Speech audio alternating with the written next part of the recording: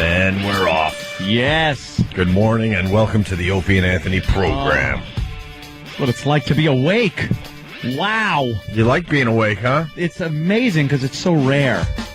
I slept, I swear to you, 3/4 of the whole weekend. Friday, Saturday, Sunday, Monday, Wednesday, Friday, blow up, dummy.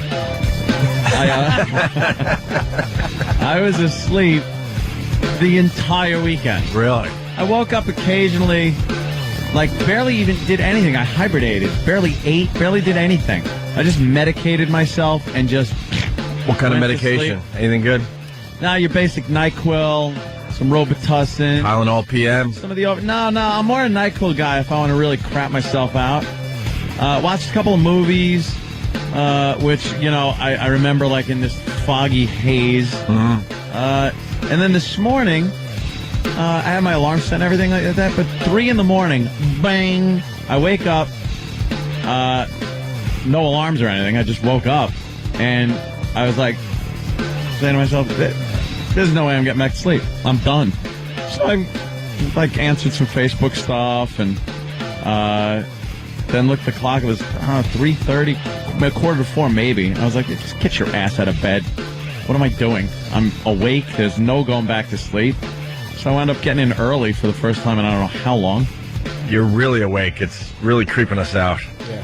Oh, that'll go away real quick. By tomorrow? Tomorrow. I'll, Great. Yeah, I'll get home and be like, I'm so awake. Let me start cracking beers. So we shouldn't get our hopes up. Because this is kind of nice. Don't get your hopes up. You're here early and chipper, and we're checking out videos. And chipper. Dare I say we were actually show prepping? Yeah, a little show prep was going on. God. It was amazing. The voice feels better. It's like back and still a little tinge on the left-hand side. So I sent Kenny out for some of that tea and honey. But, you know, knock wood. I don't see a problem with that. So, yeah, that was just a bad one. All of last week, I was in really crappy shape. The days I was in, my voice was shot. I was really, you know, trying. I think we had some good shows in there, but man, it hit me when I left Thursday. I was walking to get my truck, and I got so dizzy. I'm just like, oh no, this is not good. Pushed it. Were you thinking aneurysm or something? No, I was just thinking I'm really sick, like I got a flu or something. And you can't tell in that icy cold weather because you're sweating anyway, and you know, you're walking, and last thing I want to do is, collapse on the sidewalk and have some homeless guy decide he's got to give me mouth-to-mouth as he steals my wallet. That would be your biggest nightmare. That'd be the security camera for one of the banks, just see people rifling through my pockets. Would you rather die at that point? At that point, probably. If you collapse on the sidewalk and there's a homeless guy coming toward you, and he wants to give you a mouth-to-mouth. I know the CPR. Oh, yeah, do you? What movies did you see? I saw 2. 2 movies? I think we saw the same movie over the weekend. Yeah. We were talking about it a little bit. I saw Taken. I saw Taken. You did? Yeah. 3 Takens. I'm thinking 2 out of 3 liked it, just by the look on your face. At Jimmy's face. I loved it. Did you? I swear to God, I loved it. Did you? And I'm not an action guy for the most part, you know, shoot and kill everything in sight type of movie watcher. But that I really liked. I thought they could have developed the characters a little better. But I hated it. Why did you hate it? This is the Liam Neeson movie that it seems like the whole world has seen, even though it's not in theaters yet. Because I was online last night talking about the movie, and everyone's like, "Oh yeah, I saw it last week. I saw it last month." And this movie's been shown all over the world, so that means a lot of copies of this movie are out there. All right, Jimmy, who was talking in a weird way you didn't like? That seems to be how Jimmy distinguishes movies. Does this guy whispers? Oh, yeah, this guy talks like this. What was your big problem with Taken? Besides the fact that Liam Neeson's hair dye job looked like he just it looked like he soaked his head in soy sauce. All right, well, we're all laughing because that's. I'm just like, I'm watching, just going. What did they do to his hair? They shoe polished it. It looks horrible. Black hair, and he's no kid. His teeth look gray too, or something. I didn't even know. I noticed that he had weird, bad teeth too. And Unbelievable. The daughter was a terrible actress. She was terrible. Yeah. She ran like a retard. Watch when she ran. Dude, That's what my girl said, too. Why does she run like that? I started laughing as she's running because she was trying so hard to look like a young girl running, but it was a retard run. Right. It was like, Daddy! She was trying to, portray innocence by running to Daddy like that. Yeah. And then she gets like a horsey for her birthday. She is a retard. Yeah. His ex-wife marries the rich guy, and he brings a karaoke. It's this handheld, awful karaoke machine. Horrid. And then the daughter gets a pony and puts from her new father. Dropped the friggin' thing, pretty much. Oh yeah, she dropped the karaoke like it was a hot potato. Yeah. and did the stupid run over to the horsey. A retard run. He's a ex-CIA guy. And he's moved to this part of the country to be closer to his daughter. His retarded daughter. I didn't care about their relationship at all. She has to walk him through the kidnapping. It was horrendous. They had to develop the characters a little better, but I liked it. I liked it purely on just action. Yeah, the action was That's ridiculous. it. I didn't care about. I think I even commented on it on one of the many sites I'm on. It's one of those things where it's like I didn't care. I didn't believe any of that could have happened. No. But I just like the action. Liam Neeson's watching him beat up people is kind of funny with his soy sauce. That stupid hairdo. He's believable when he's beating people up, that's for sure. Yeah. Did you notice that the girl that the daughter went to Paris with was supposed to be just a little older, but she looked like she was pushing 30? Yeah. And acting like she's only 18, 19 years old? And that took me out of the movie a little bit, but she was like the stereotypical, we're in Europe, let's just go crazy. Yeah. Oh, it was so bad. I'm telling you, watch that movie again. I will beat you both out of having any enjoyment in this piece of crap movie. Patrice, I can't even be friends with him anymore for recommending it. He's my ex-friend. Patrice O'Neal is my ex-friend for recommending that movie. I liked it, man. Ex-friend. I liked it. Taken as in a big dump. This is what it was. I absolutely liked the action sequences. Yeah, that was pretty good. The action was good. You know, action is fine. But I said last night that they didn't wimp out with the violence because a lot of these movies, it's like there's a lot of shooting, but they don't really show you that person is actually now dead. Yeah. This movie was like screw all the rules where everyone's dying in this movie. Everyone. Yeah. A pretty good movie that I saw, and it's available on demand. It's been out for a while, is Eastern Promises. That's the one with Vigo. Vigo is in it. Russian mob kind of a movie. Okay. And ultra violent, really good. A lot of throat slittings. Some very graphic cutting off fingers of a body and knocking the teeth out so they could dump the body. Wow. Where it looks pretty realistic and just some ruthless Russian mob stuff. Who's the star in that? Anyone famous? Vigo Mortensen, yeah. I sound like Voss. Vito Morgenstone. Oh, that guy. Yeah, from Lord of the Rings. Yeah, I know that Lord of the Rings guy. You should have said Lord of the Rings guy. Lord of the Rings guy. I don't know most of these guys' names, but, I know their characters. Vigo, right? Yeah. We also saw Gran Torino over the weekend. Anyone else? I just YouTubed every single clip where he's racist in it. I figured that's all I really needed to see. And pretty goddamn funny just watching him be a real racist. I think they did hold back on a couple of things, but what the hell? I just saw a picture Danny just put up of look at Liam Neeson's hair. Of his soy sauce hair? Yeah, where can I get that wig? That's a good one. Doesn't offer much height, but the color's not. Matches my shoes. Yeah. Could use the same polish on my head and my platform shoe. That's hilarious. That's stupid too. You got the hair of an Asian man. You got Jackie Chan's wig. That's good. That's good. Jay's impression. I'm barely holding on to the fact that I like the movie, but I'm gonna hang in there. I'm gonna hang in there. Hang in there. I'm trying to hang in there. I liked it. Brush my sushi against his hair. It makes me sick. Take your chopsticks and dip it in. Oh, he bugs me. His dumb daughter. No one ever tells you why he has to go and have this relationship. Hey, if you ever want to come back to the CIA, I'm here. Right. Yeah, and his CIA buddies didn't even help him out. But the story, Really? itself was good. They just needed to like develop it a little more, and then I think this would have been a blockbuster hit, right? Yeah. Because obviously he didn't have time for his daughter. Now he retired, and now he has time. But they don't really show why the ex-wife hates his guts. Past the fact that their love life is over, what happened? I think because he wasn't there all the time. Yeah, but they didn't really develop that. They should have developed that just a little more. They had a quickie conversation about how he was never there for anything. He was always off in some other country doing his CIA stuff. Right. And then he goes out with his CIA friends, for a few beers and stuff, and then works with them for some security detail.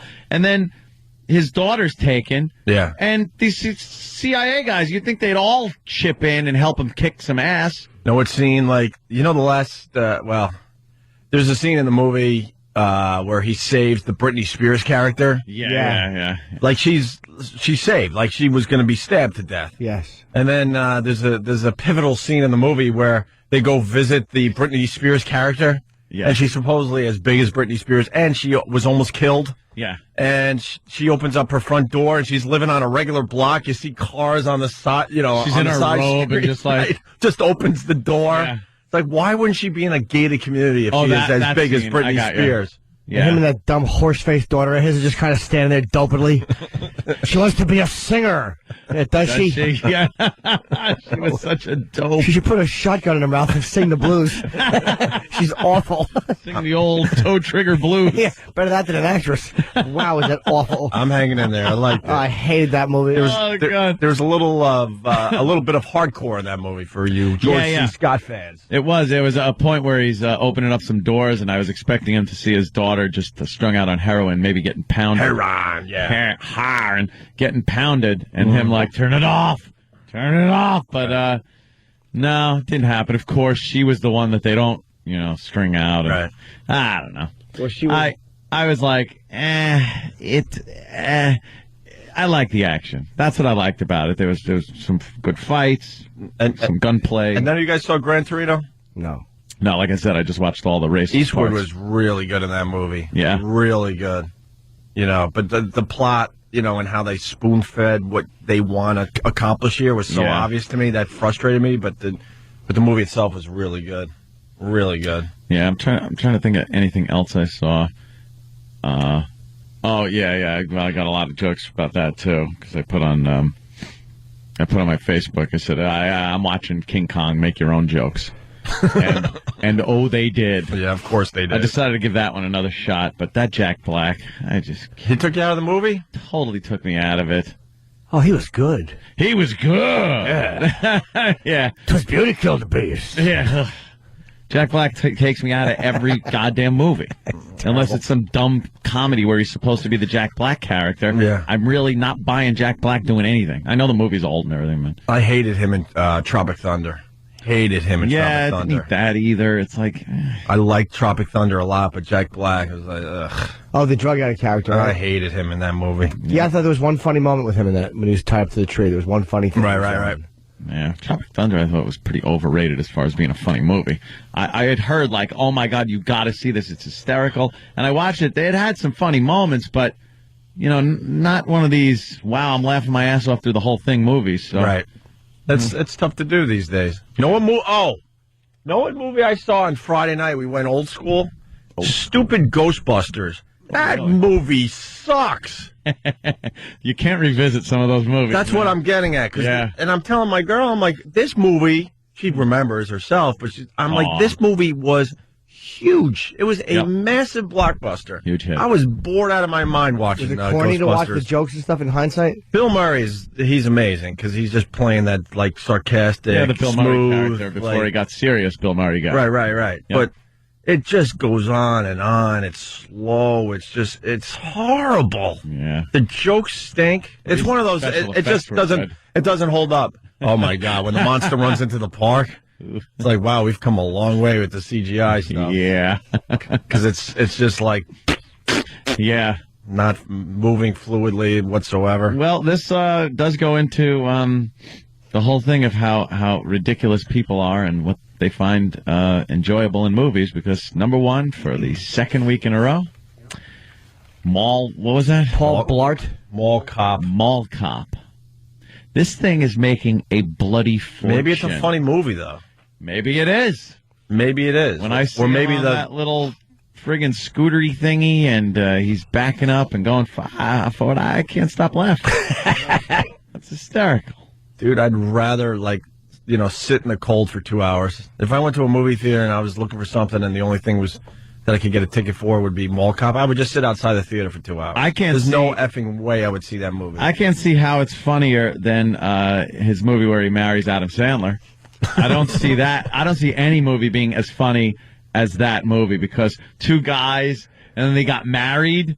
That's crazy. It's so crazy, but they're not gay. Right. So, But everyone thinks they are. Yeah, so the problems it creates, Opie, you'll just laugh your ass off. I took a peek at that movie. I lasted 10 minutes. I'm like, this is horse I couldn't crap. look at the movie poster. Yeah. I couldn't look at it. It was posted outside the Lincoln Tunnel.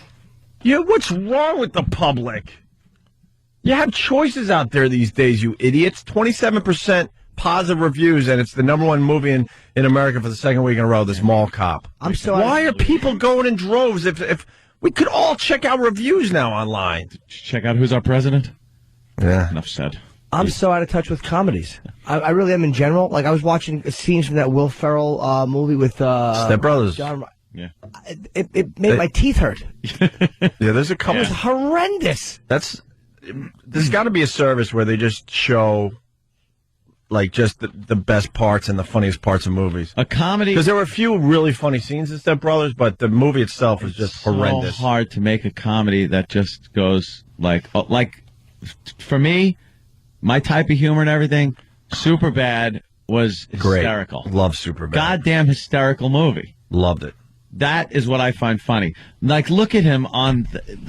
I bet he gets into all kinds of trouble at the mall and has to deal with mall people. I bet there's a sassy old lady and a sassy fat black woman he's got to deal with.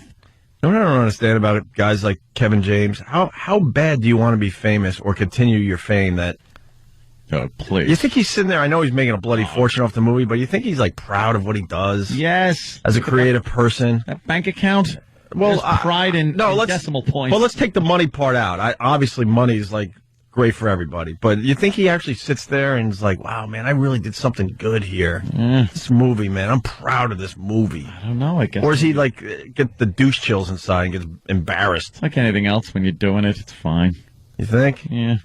You think you're doing the right thing. Well, he certainly doesn't need the money. I'll say that. Yeah. King of Queens, he's probably making $20 million a year. Or maybe he wants 20,000. I was going to say perhaps a bit more. I meant to say 20,000, but I forgot it's a show where he's supposed to be funny.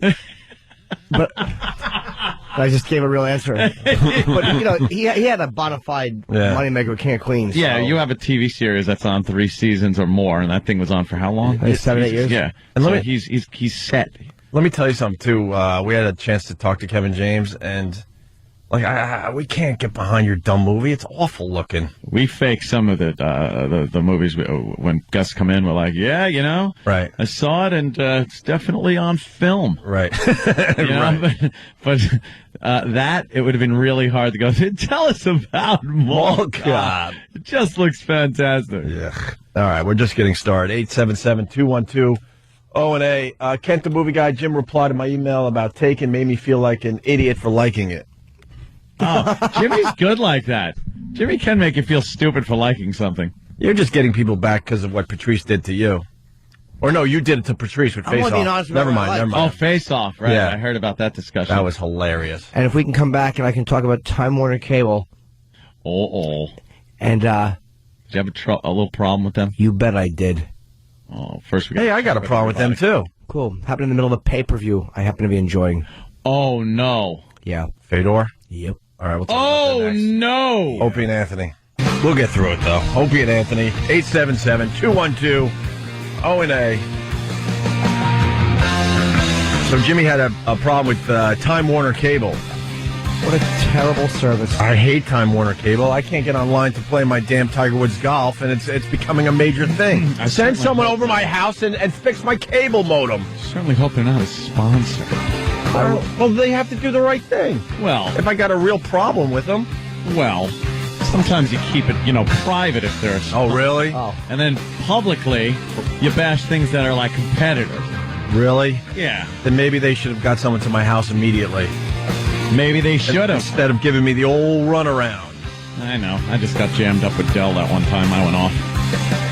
Yeah, it happens. Schmonzer. That's why these companies got to take care of everybody, and they have to have a good customer service and take care of their customers because you never know who you're talking to. You never know. You can never know. I blasted them on MySpace already. I was watching I did a couple sets Saturday. I canceled my final show because I wanted to come home and watch the Fedor Affliction pay-per-view. Yeah. He was fighting Andrei Arlovsky, and I'm like, I wanted to see it.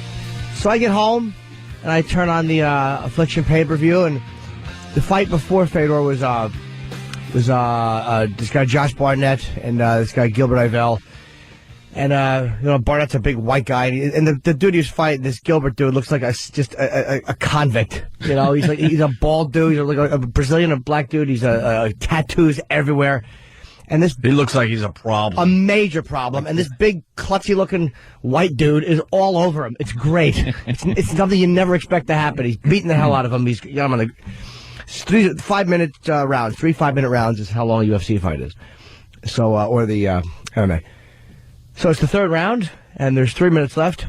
And on a digital thing, when something's happening, and all of a sudden... It freezes. It freezes. I hate that.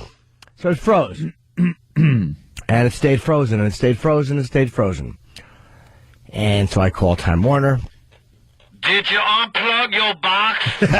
Exactly. Unplug the box from the wall for 3 minutes. I will hold, and then you tell me when it's done. So how's the weather there? Yeah. Okay, do you have a card in the front of the box? Pull the card out. Wait, let me look at my flow chart. Okay, now plug it back in. Now wait an hour for the box to reboot.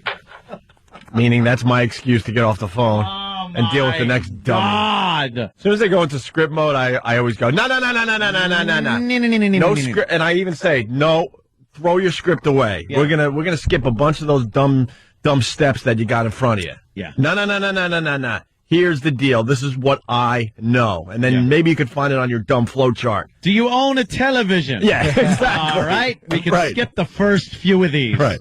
Exactly. So go ahead, Jimmy. It froze up. Oh, dude. And obviously it froze up before the main attraction, which is the Fedor fight. This is the third and final round of a fight before Fedor's. So I'm like, is this coming out of the signal from Anaheim, or is this Time Warner? Yeah. So I wait a couple minutes, and I call Time Warner, and I'm flipping out. And then I realize 17 minutes has passed, and nothing is happening. And the guy's trying to resend me the signal. We're going to refund your money, sir. And I'm screaming, that's not good enough. Right. I was out of my mind. Not the part. So I went into the bedroom, and I turned on the Affliction channel, and there it is. It's happening. I'm like, God forbid the dummy who worked for this company said, you have another TV, go check that set. Didn't even think to tell me that. Oh. And I turn it on, and there's the Fedor fighting. And so that my girl and I sit on the bed, and I'm like, all right, well, at least we get to see the fight. And exactly 2 seconds later, Arlovsky kicks Fedor into the corner. Fedor pops out and knocks him unconscious. So I caught exactly 27 seconds of the fight. I was so angry. Oh, my God. You must have been... You know what? So pissed. That's a good 27 seconds, though. It was, but I finally... Not good enough, I understand, but... I did get to see the whole thing, but it was so irritating. Yeah. Because when you watch the whole thing, because Fedor was not killing him in that fight. I think Arlovsky was winning the round. I mean... he was hanging in there. Yeah, I think he was at least... And then he attempts some kind of, running jump. Oh, it worked. He kicked him into the corner. But then he lunged with his knee up in the air, right? And he was off the ground. And Fedor clocked him right on the chin, cold before he hit the canvas. He had a reach advantage, and he seemed to give that up when he came into the corner against Fedor. And Fedor, that big, meaty Russian fist, he hit him with a shot. He was unconscious in midair, and he just fell. Yeah. Wow. And you have to see this knockout, the man you chit-chatted with. Yeah. And he wasn't having a good fight, but that's what a great fighter does. His arms and legs just went dead immediately and just kind of fell awkwardly. He could have broke his arms or something. He could have broke his neck. He just fell like a man who was unconscious falling. So that's what I caught. And it was just great to see. But it was like when you watch the whole fight, it was much more exciting because you're like, wow, he is not winning this fight. And then, pow, it's over. It was that fast. That's how those MMA things go, too. It's just amazing. Watch this moment, Ant. Arlovsky will kick him into the corner. Arlovsky's taller. He has more reach. He looks like he's in better shape. At least he has nice abs. Fedor looked like he was having a tough time figuring him out. But he had a lot of patience. I think that's what... that's one of Fedor's strengths. But this guy had some good feeling. He kicked him in the corner, bounces off the rope, and damn! Night. He jumped right into his fist. Yes, he did. He said, night. "Please punch me in the face." Oh my God! The quickness of it's like guy. Fedor didn't even really know what happened for a second. He's like, "I think I punched him." He threw an overhand right, and dumb bearded Arlovsky, chin first, sailed into it. Wow, he jumped right into that fist at the. Talk about the wrong time to get up to try to kick. Just out. He threw a really hard. Look at the blood. Yeah, blood coming out of his face. The guy was unconscious on the ground. His hands, he was like laying on his face, and his hands were tucked beside him. Yeah, like there was he couldn't even put his arms up to block his face as he just fell. Put a blankie on him, let him go to sleep like that. Oh, they could have just thrown what do they call the snuggie? A little snuggie on him. Wow, that was some knockout. It was that fast. It was over though. There was no like brawl Oh, and I could just see you tuning in and going, "All right, we're gonna catch it up." Wait, what? It's over. It's over. Unbelievable. Hey, what's going on with them? What's going on with MMA in New York? They're still like fighting it out with the officials. Get MMA in New York. What's wrong with you? This sport is taking over the world. I guarantee it's boxing. I guarantee you it's other sports. Boxing has a stronghold in New York, that's for sure, especially Madison Square Garden. You know what, Jimmy? You're right. Look at that. You just answered my question. Because MMA is everywhere except for New York, and they're having a tough time breaking into the New York market. City's crying poverty and wants to make some bucks. You know? Jimmy's right. I mean, the boxing thing is probably well connected here in the big city. Talking about maybe some kind of crime that might be a little organized. Well, I don't know about that, but Don King isn't the most reputable. No, is he reputable? Hey, speaking of sports, the Joe Torre book. I just saw the headlines. What do you know on that, Ant? Torre's got a book blasting Steinbrenner, A-Rod, the Yankees. You know, it's refreshing to see a book come out by anybody that's honest. Mm-hmm. That peels back the layers and looks at a little bit of ugliness underneath. I don't want to see a Joe Torre book that is only about this was one of the greatest teams I worked with, and when we went into the series and this year, this is what happened. And I'm sure, that stuff is in here, but we want to hear the Yankee personalities are so huge. Mm-hmm. I mean, they are known nationwide, the names. Jeter, A-Rod. People know these people regardless of if you're a Yankee fan, if you live in New York. These are just names that people know around the country just because of the celebrity status. And it's amazing to see Torre just start going after some of these guys. Mm-hmm. He wrote a book, especially people like George Steinbrenner. Well, and the Steinbrenner family and the people around Steinbrenner. Did you ever think that Torre would tell stories like this? No, he comes across like the guy, that he would go to his grave with all the crap he saw. Take your pinch like a man, you keep your mouth shut. But it's refreshing. But that he's doing this. It is, like you said. He's in L.A. now. Had a good run with the Dodgers. Had a good season. That's got to make him feel good. Perhaps some of this stuff was really bugging him. The past few years. You know what this is about. They showed him the door when they shouldn't have showed him the door. Yeah. I mean Torre, proved himself that he should have stayed in New York for a few years. But whatever. What's some of the bullet points in this book there? Well, headlines, whatever. A lot of people are calling A-Rod a fraud, which is a good one. They obviously pay this guy boatloads of money, and Torre was saying, look, we were looking for a young guy that was going to come in here that we could watch and build and make into something. And he goes, and obviously over the years, I realized this just wasn't happening. This just was not going to happen. Here's one of my favorite little lines from the book, though. Torre says, I said to Alex, do me a favor. At least get a cup of coffee by yourself instead of sending someone out to get your cup of coffee. Which now, to me, comes off as a figurative thing. Yeah. Mm-hmm. Could be tea. Yeah. It could be tea. A little while later, he goes out of his way to find me. He's carrying a cup of coffee. Alex then says, look, Skip, I got my own cup of coffee. And then Tori goes, that wasn't even the point. It was just an example. The point was just to be one of the guys. He didn't get it. Like to come running up and going, look, Skip, I got my own coffee. Just completely out of touch. Oh, God. Ugh. All right, devil's advocate. Okay. Yeah. He had lifts in his cleats. He slid wig first. He was safe. It was perhaps it annoyed Alex when he said that, and then saw him later while he had his own coffee. And maybe A-Rod was busting his balls back, going, look, I got my own coffee. I'm not saying that's true. I hate A-Rod. Maybe. But that could be true. But when A-Rod writes a book and then puts that in it, you know, this is what I'm reading, and you could see that. Okay. You could see someone like A-Rod doing something like that. Like, hey, even if he was being sarcastic, like, look, see, I got my cup of coffee. It's like, no, that ain't the point. Sometimes you just gotta, like, be one of the guys on the team. Chris Charles from Oceanside. I knew this was coming. Yeah, A-Rod only had 2 MVP seasons with the Yankees so far. Some fraud. Yeah, you're right. The fact is, when it comes time to really produce in the clutch, the guy stinks. Yeah. Well, maybe Joe should have said that. Yeah. Yeah. How about this? Most valuable postseason player. Can you get that one once? Right. Yeah. And by the way, it's not Jimmy or Anthony saying a fraud.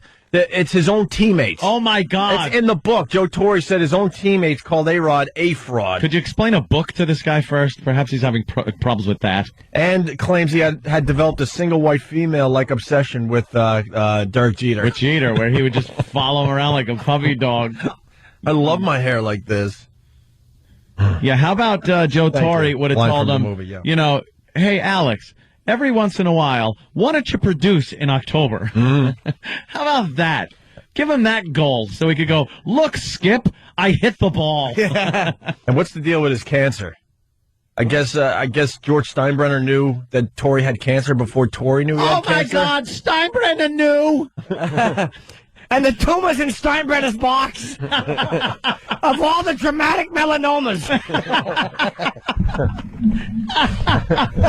Of all the dramatic things I've ever seen. Joe's prostate's in the dugout holding up a sign. Goodness gracious. The white blood cells are smiling. Oh, that's that's terrible. That's just awful. But I guess the team physician went to Steinbrenner first and said, Torre's got the big C. Yeah, got the big casino. And then Steinbrenner, according to the book, it says, George called me and led me to believe that he knew the results, which pissed me off. So I stopped trusting not so much George, but the people around him from that point on. And that's in reference to George Steinbrenner knowing the results of Torre's prostate cancer exam before Torre himself did. Well, they said that Steinbrenner didn't come right out and say that he knew, but he was just he wasn't a good actor. Like, he's like, so, hey, Joe, how are you? You laying on your side or stomach again, huh? I was like, what? The doctor's doing catcher's signals behind him. Just checking. Yeah. You know? Oh, that's terrible. That's just awful. Let's say hi to Frank in Jersey. Frankie. Yo, good morning, guys. Good morning, Frank. Jimmy, it sounded like you were sticking up for A-Rod for a minute. That guy's a pompous ass. I'm not sticking up for him. I was only joking, but I was that saying was more of a joke there, buddy. I was saying that you just don't know if he read the sarcasm right there either. But no, I'm sticking up for A-Rod. I think he's a bum. He's he's a Hall of Fame player, but he's terrible in the postseason, and I just don't like him.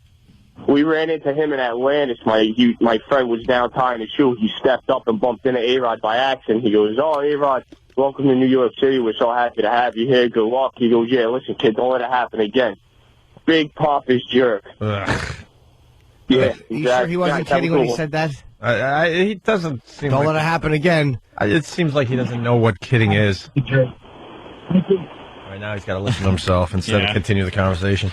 And to wrap up, we're talking sports here. This is a weird little story. Coach was fired. There was a high school basketball coach. He was fired. The reason he was fired was because his team won the game 100-0. 100-0. So the school, this is the whole sportsmanship crap that is happening with. Go ahead. I was just going to say, it sounds like a South Central against Connecticut. Well, yeah. And the opposing coach, David Patterson, had to explain why he was having all of his players throw the ball into the bleachers, why he was putting cheerleaders in as the center. Let me read a paragraph or two, and let's see if this is justified. It's that whole sportsmanship thing that is ruining this country as far as sports programs go. Dallas, the coach of a Texas high school basketball team that beat another team 100-0, was fired yesterday. The same day, he sent an email to a newspaper saying he will not apologize for a wide margin victory when my girls played with honor and integrity. So it was a girls' basketball game. They won 100-0. Who cares about that? What was the guy supposed to do? Take all his players off the court and let them score a basket? Why are you going to apologize How for do you that? play? I don't understand how you win. Were they playing like a special school? You can't win 100-0. Me against the Lakers. The whole team against. I would score 2. Well, yeah, at least get one basket. Kyle Queel, it looks like, the headmaster for Covenant School, said in the Dallas Morning News Online edition that he could not answer if the firing was a direct result of Coach, can't pronounce his name, email disagreeing with administrators who called the blowout shameful. Maybe the opposing team had all synced up. Girls do that. Maybe they all had that. The court looked like a bingo card. What are we playing on here? Strawberry Field? Yeah. They keep coming out and mopping. Oh, my only God. basketball team, only basketball court that needs a Zamboni. That's funny. There's a Christian thing happening here. It is shameful and an embarrassment that this happened. This clearly does not reflect a Christ-like and honorable approach to competition. Christ-like? Yeah. You know what? This coach, this coach is better off. Yeah. You know, that they fired him. Who wants to deal with that crap? The more important question is, did the one who lost 100-0 get fired? Yeah, right. Exactly. That's the one that should be looking for a job. Right. It wasn't Christ-like. Yeah. He crucified the other two. Yeah, exactly. I told him that. It's funny. They were all shooting balls like they had holes in their hands. The coach, who has been criticized for letting the game get so far out of hand, made it clear in the email yesterday to the newspaper that he does not agree with his school's assessment. Good for him, man. Yeah. Enough of the dumb sportsmanship. You know, you learn a little bit. Maybe half these girls will learn, well, I suck at basketball. I'm going to go try something else. How about practice a little more, maybe, and figure out what went wrong, that you lost 100-0, and don't do it again. Oh, kids will never learn when they're just given this opportunity to just fail with impunity. Right. Oh, and then the succeeding team and leader gets chastised for succeeding. Right. That's what we're doing in this country these days. Absolutely. The coach is like, I'm not going to apologize, and have my team feel embarrassed or ashamed. We played the game as it was meant to be played. My values and my beliefs will not allow me to run up the score on any opponent, and it will not allow me to apologize for a wide margin victory when my girls played with honor and integrity. That's right.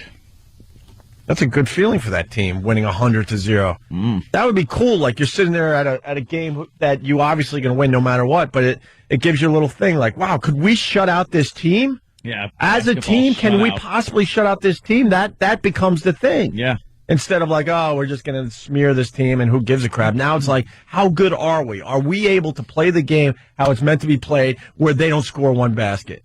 Yeah. Well, let's get a girl's point of view. Travis? No, man. Just have more information on the story. Yeah. Oh, sorry. I thought you were here for a female point of view. The team that they played, yeah. I do remember reading that they were a bunch of girls who had short attention spans and dyslexia. Well, then what are they doing in the same league? Shooting into the other basket. Right.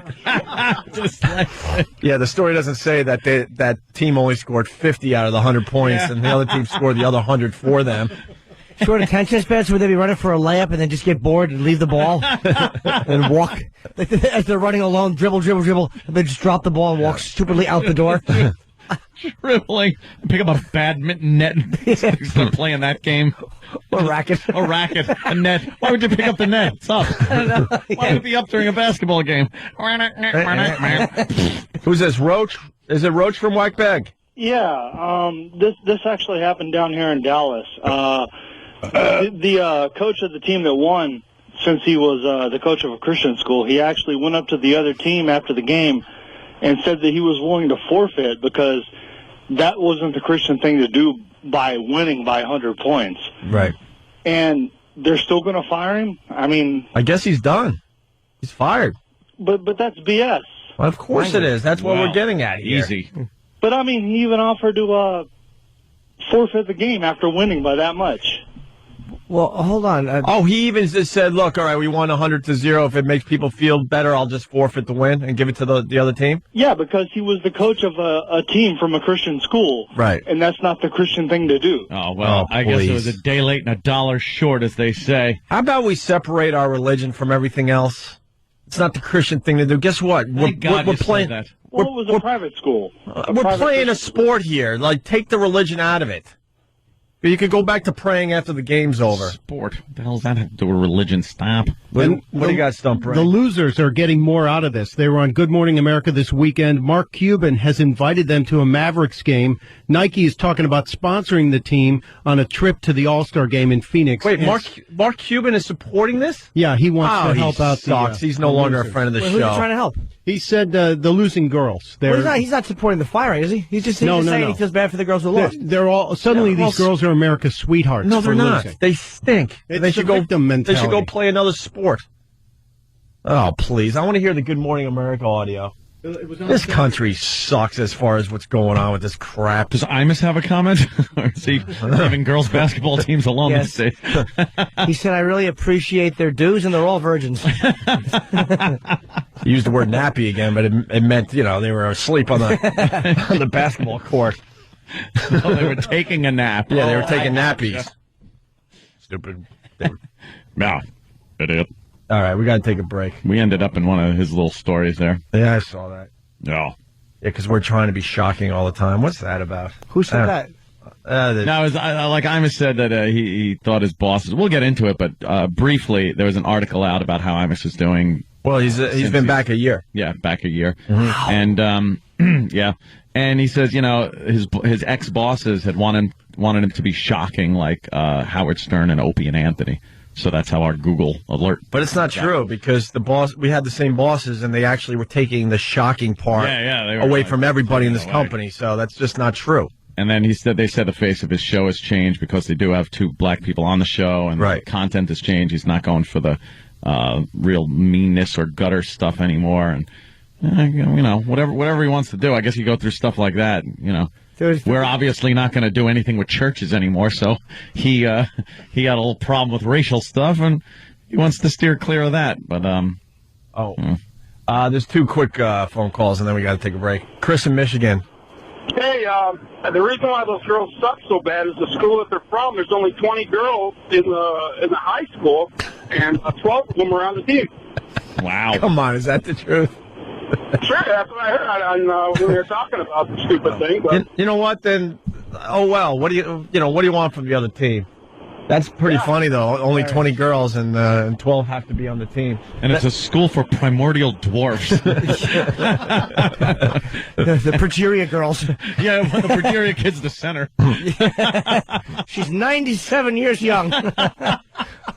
Coach Benjamin Buttons. All right. Rod in Georgia. Ronnie. Was that team's MVP Martini off of Cuckoo's Nest? That's very funny. Yeah, you threw the ball into the fence. Right. There's nobody there. That was one of the best basketball scenes ever. Oh, yeah. Nicholson's just supposed to play basketball, and Danny DeVito throw it in me, and he throws to him, and he just stupidly with his straight arms out spins to the right and throws the ball against the fence. Martini, you threw the ball into the fence. There's nobody there. He's just so frustrated. Just wants to have a nice little game of basketball. Yeah, with a bunch of dummies. I'd watch that movie so much more if it wasn't so goddamn depressing at the ending. I know. Like, I'd watch it so much more. Then stop the movie right there. Should I do that? Yeah. I like to stop the movie where the windows open. I'm like, see, everything worked out. Yeah. They're all leaving.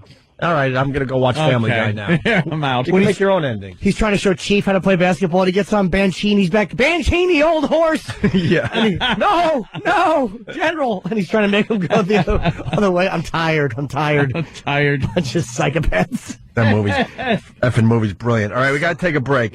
Some thoughts. Sushi chef road rage. We'll figure out what we're going to do next. Road rage. Pelosi talking about contraception. She's an ass, by the way. Father chains daughter to bed for overeating. Hot. I like that. Hey, what else are you going to do? And Stephen Adler on the heron. Yeah. So we'll figure out what we're doing next. Also, I dig this new broad they plugged in there as a senator. I'm digging this broad. Oh, the one for New York? Oh, yeah. That means she loves guns. Well. And hates black people. Who is she? Hey! No. I don't even care what her name is. Gillibrand. No. Yeah, it almost sounds a little too much like our lawyer here is what it was. Oh, really? Hildebrand. It's Gildebrand. That ass. And she has a voting record of 100% with the NRA. Really? Absolutely. At least she's balanced. Yeah. Yes. We'll talk about that next and other Thank things. you. Opie and Anthony, stay there. Opie and Anthony couldn't get to the guy.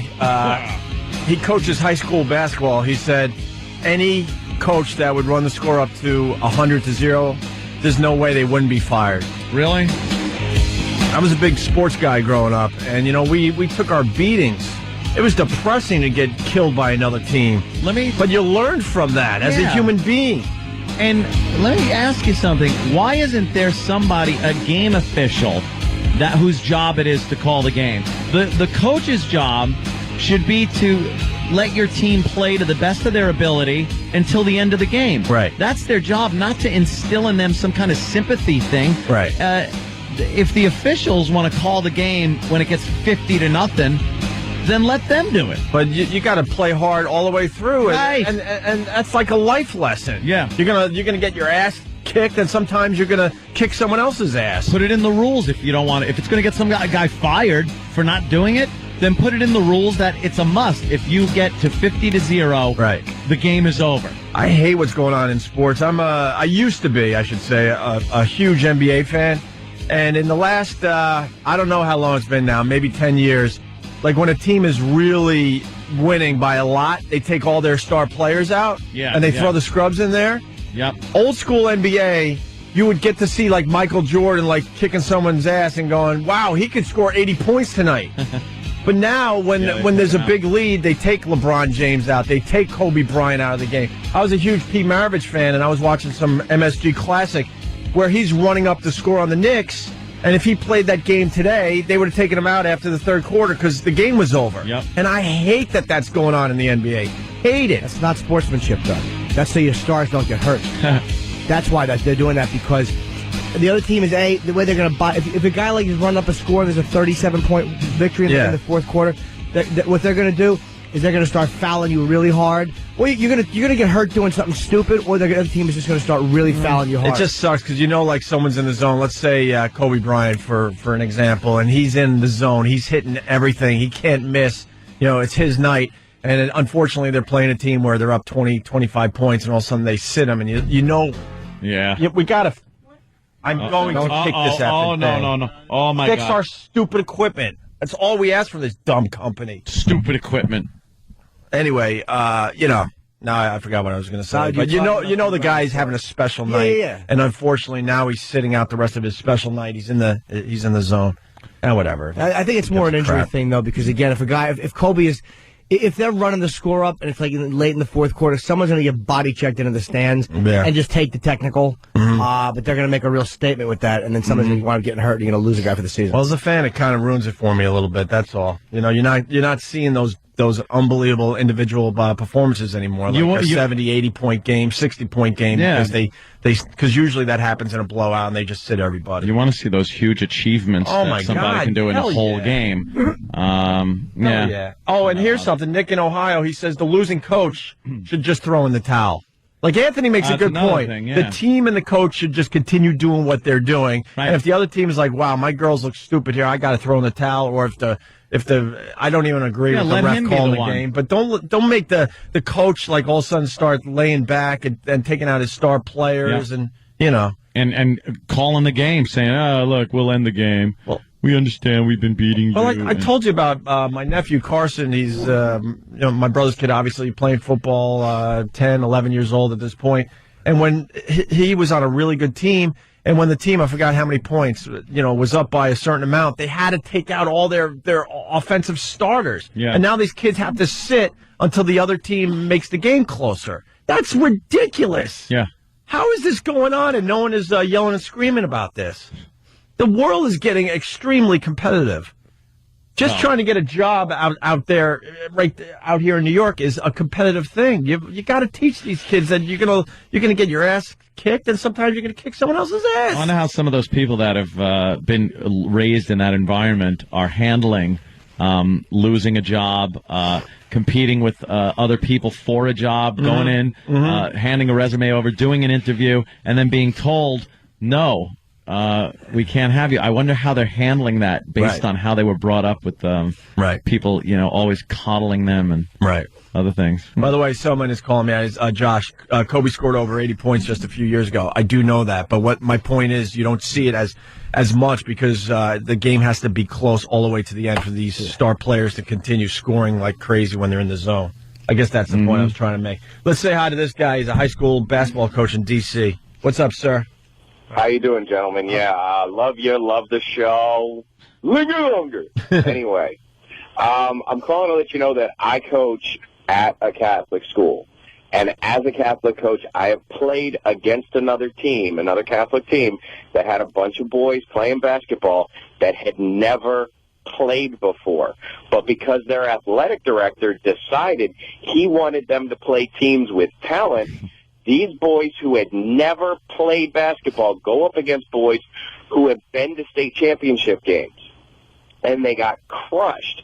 But I had to sit people after the first half because I knew my athletic director would have killed me at a Catholic school if I hadn't sat them down to teach them that you are blah, blah, blah. In a Catholic school. In a public school, they'd be screaming for blood. They'd want you to crush somebody. But in a Catholic school, even my parents would have yelled at me for this. Yeah, it sucks what's going on. It really does. You got to make everyone feel good. Oh, yeah, it does. Oh, trust me. That's ruining some of these schools right now because I left the school that I was at. Right. And part of the reason was because the kids that are in one of the classes now have been coddled and have been told, you're special. Yeah. No matter how bad you are, you're special. Everyone's so damn special. It doesn't. But the point here is it doesn't sync up with the real world. So you're not teaching your kids. You're teaching your kids a horrible lesson. Yeah. By having a mercy rule, by all this stuff. You're not helping them out in the long run. You're really not. Not preparing them for the real world. I don't mind mercy rules where if it's the really young kids and someone's getting slaughtered. It's different in high school, though, where you're supposed to have a bit better mentality. But, a bunch of 8-year-olds are playing, and it's a massacre. It's like, because they grade things on a curve. I mean, it's like, I'm all for just letting them play and suck it up. Kid. Let it go. Just let them play. And then as a parent, you explain, well, you got your ass handed to you. You had a rough day. Dummy. Guess what? You're gonna have a lot of rough days in this world, and it's better you learn this early on. That's right. I'm for great Santini rules. Throw the basketball at his head. We don't have to do this break again. It's something we talk about a lot, but just to acknowledge, people are calling and talking about mercy rules, and every kid now gets a trophy, and another mercy rule. Yeah, it's going on out there, and I just completely disagree with it. I will say this though: sports are basically unimportant nonsense. True. Compared to self-esteem. I mean, and again, I believe that you should allow a team to kick the crap out of the other team, but sports really are. They're nothing in the real world. I mean, we sit around, we watch other men do it. 1 out of 5,000 of us can make a living doing it. And it's like jocks are coddled, and then they get free educations because they can throw a ball and run fast. They stink. Oh, you know what? Someone is actually helping me with my story. Zeno and Philly. No, Opie, you said Carson's team had to stay on defense till the margin was under 20. Yes, thank you. All right. I had it a little wrong. That's right. So the team doesn't even get to play offense anymore until the other team comes back. How crazy is that? Because then you, as the team that is kicking ass, is now going to allow the other team to score because you really want to play offense. So what is that teaching the kids? Thank you, Be Zeno. nice. Be nice. Be nice. nice. All that. Dude, I'd be nice, people. Screw being nice. You could have sportsmanship at the end of the game, and all that. You could take care of a lot of that stuff right after the game, a little sportsmanship. But I'm just such a disgust with jocks in the way. I mean, I don't hate all of them. I was never beaten up by them. I just, I've dealt with enough of them as an adult. It's just a bunch that of mentality. There's a jockish mentality. Yeah, it's like, we know you're terrific, and the nerds are no good at it. We get it.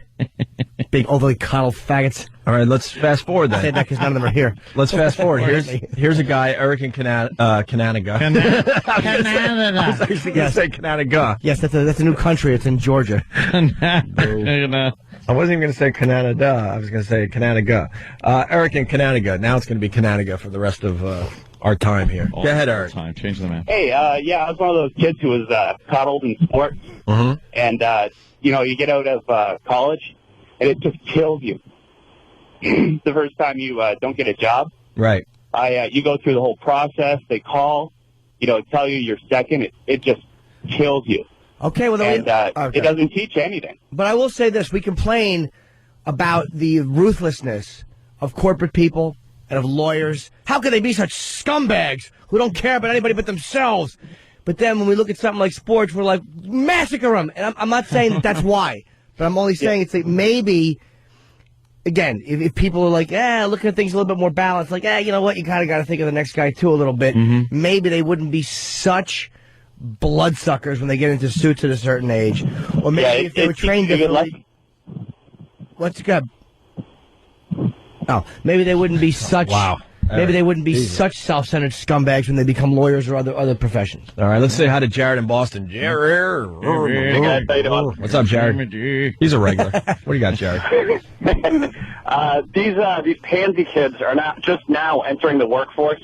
I've been around a bit, and we've got a 19-year-old co-op from a really good school in Boston, and we're in a highly competitive industry where I am, and it seems like he's just waiting for everything to come to him. I know that what I specifically do, he doesn't know a lot about. If it was me in the same position, I'd be hounding me every day to learn something new. And I don't know what he does all day, to be honest. I mean, we throw him stuff, but it seems like he doesn't have that drive, that go get him, Yeah. It's just going to get worse, too. Yeah. I don't know if it's just him in particular, but I don't know. I see a whole generation of these pansies coming up. They said that about us, dude. I mean, it's like, I know what you're saying, but and I feel the same way. I'm turning into the old man that I hated. Anybody under 30 should be executed. But it's like, that's what they said about us. It's the same crap. Yeah, you don't know what it's like to work. Shut up. Well, there was an article that came out saying... That's dead. saying that, I forgot what demo, but kids today are just not working. The numbers are way the F down. They're just not working. We all had a little job growing up. They're just like living off their parents. And like a bunch of people calling right now, we're not going to be able to get to all of them, a sense of entitlement. Yeah. Maybe you can find that article, but the numbers are ridiculous. How many young kids are just not working whatsoever. We all had our dumb little job we had to go to, whether it was a fast food restaurant or caddying or, a paper route. And they said this type of thing is just not happening with the new generation. They just refuse to work. What you were saying about Oh, you know what? Sorry about that. I was trying to do something else. I just hung up on that guy. Oops. It happens. Sorry, feller. You can call back. I'm sorry. Poor little feller. Kurt in Georgia. Kurt. Hey, guys. Aren't you the guys that we hated listening to as kids that told us how much better it was back in the day? Oh, back in my day, Pistol Pete ran it up for 80. Same stuff going on right now that, 50 years ago, we're just older now and think it was better then. You know what? We're no different than anyone else. I read a quote once: every generation wants to be the last generation. Yeah, and it is the God's honest truth. It's such a great quote because we all think that way. We all think it was better. The music was better when we were growing up. Maybe not the video games. That's a tough one to try to argue with anybody. But movies were better. radio shows were better when we were growing. All that crap. Everyone just wants to be important. Yeah. You want to be the important thing, the people that were around when the bestest things happened. Right. Sports were better. Movies were better. TV was better. You're a line of bacteria on this planet that just comes and goes, lives and dies, and then burns out somewhere in the middle. Enough. All these kids think the world owes them. Son's school, everyone gets Valentine's Day cards. We talked about that one. Yeah, yes and no on that one. I mean, I understand it, but you know what? I didn't get them when I was a kid. Why should I be the only one that went through crap on Valentine's Day? I don't want to hear it. There should be another kid in there that was all messed up because he didn't get his Valentine's. He got his heart broken and crushed. It prepares you for adulthood. I'm with Anthony on this. I didn't get any cards. I was the one that went home with some lame card from the teacher or something because it was her trying. Consolation prize. Yeah, something like that. She keeps him in her drawer for the poor saps like me. Right. If it makes them feel good. It's like Jimmy just wants hugs. But if they're little kids, because again, it's just another way. I understand that, whoever gets him, that's fine. But it's like we all had to deal with the beautiful people getting that and the really good looking. It's like, you know what? Yeah, I know that, but enough with them. You adapt. Of course you do. But what is it? You adapt. But what's the point of giving everyone a Valentine's Day card? Then it's not special at all. Give nobody. Then give nobody at that point. If you give everybody, you might as well give nobody. If the teacher gives them to everybody, who cares? No, that's not harmful. How's it harmful? If it makes a little kid feel... I'm not talking when you're in high school. I'm talking when you're 9. Prepare a kid. Yeah, you're not always gonna get the girl when you grow up. Well, you're not. You're gonna have your heart. Then. You're gonna have your heart broken. It's not like when you get a Valentine when you're 8 years old from your teacher. It's not like all of a sudden all the rejections are going through. Oh, it sucks. It's lame. It's embarrassing. Once you get a Valentine little heart thing from their teacher. It's embarrassing. It's so lame. Unless you're effing your teacher. That'd be a good one. But it's no kid. Imagine. It's harmless. It's lame. It's harmless. I know what Jimmy's saying. It's harmless, but you take all these things and put them all together, and it becomes a complete lack of preparation for someone to enter the adult world. And they have no clue what is in store for them. And Jimmy, the point is, this guy's saying, like, everyone gets a Valentine Day card, but individual cards are not happening anymore. It's like, no, everyone just gets a card on Valentine's Day. But it's also prepared. It was kind of cool to wonder, oh, my God. I never wondered. I always wondered in school. And better looking than I am. I never wondered. Dude, it was in the end column. You don't know how many Valentine's Day cards I had written out and then threw away at the last second, and had to just throw them away because she hands hers to some friggin' ass. But just getting that feeling inside, like, oh my God, does someone, some girl like me in this school? And there was a lot of disappointment growing up. Absolutely. But there will be. But it was exciting to. It was exciting when you kind of did get one. It wasn't exciting when we lined up for square dancing and you saw the girl switching places, so she didn't have to square dance with me. That was kind of sad. And then I got around with Pam Bernfeld, who was the head of the IBTC.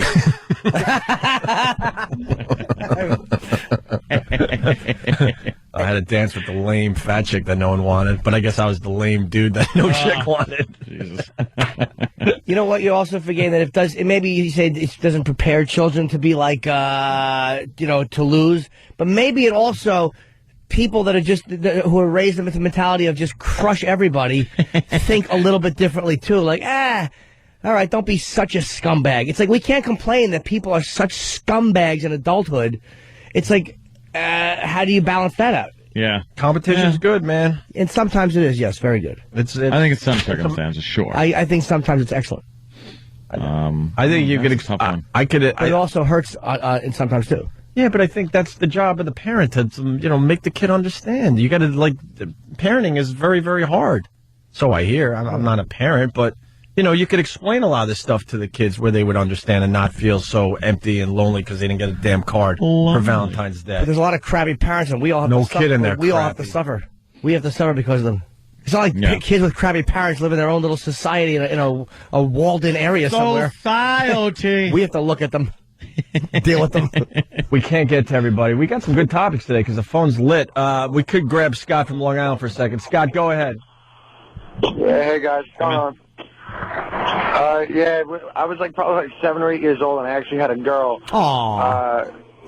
I really like this girl or whatever, and I wrote her a Valentine's Day card. I put like glitter and crap all over it. I gave it to her. She ripped it up in my face. Oh, some girls are real cruel, man. Yeah. Are you a serial killer now? Nah. He remembered that one, though. I grew up all right, man. I'm married with a kid now, so. Yeah. We forget that most of our society is winners and losers. Most of us are losers. That's it. Yeah. Most of us lose when it comes to stuff like that. Most of us do. When I changed schools, when I moved back to the Huntington area from my trek around the island following my father's failed jobs. Yeah. I finally get back, and I knew some of the people there that I had gone to like kindergarten with, and now I'm in the 6th grade with them. And I remember writing on my notebook a big heart with AC plus, and then I just made up a couple of letters and said this was the girl that I was going out with when I had to leave, Oh my God. going out because I wanted them to think I had a girlfriend. I can't even look at you. AC, and did they ask who was AH?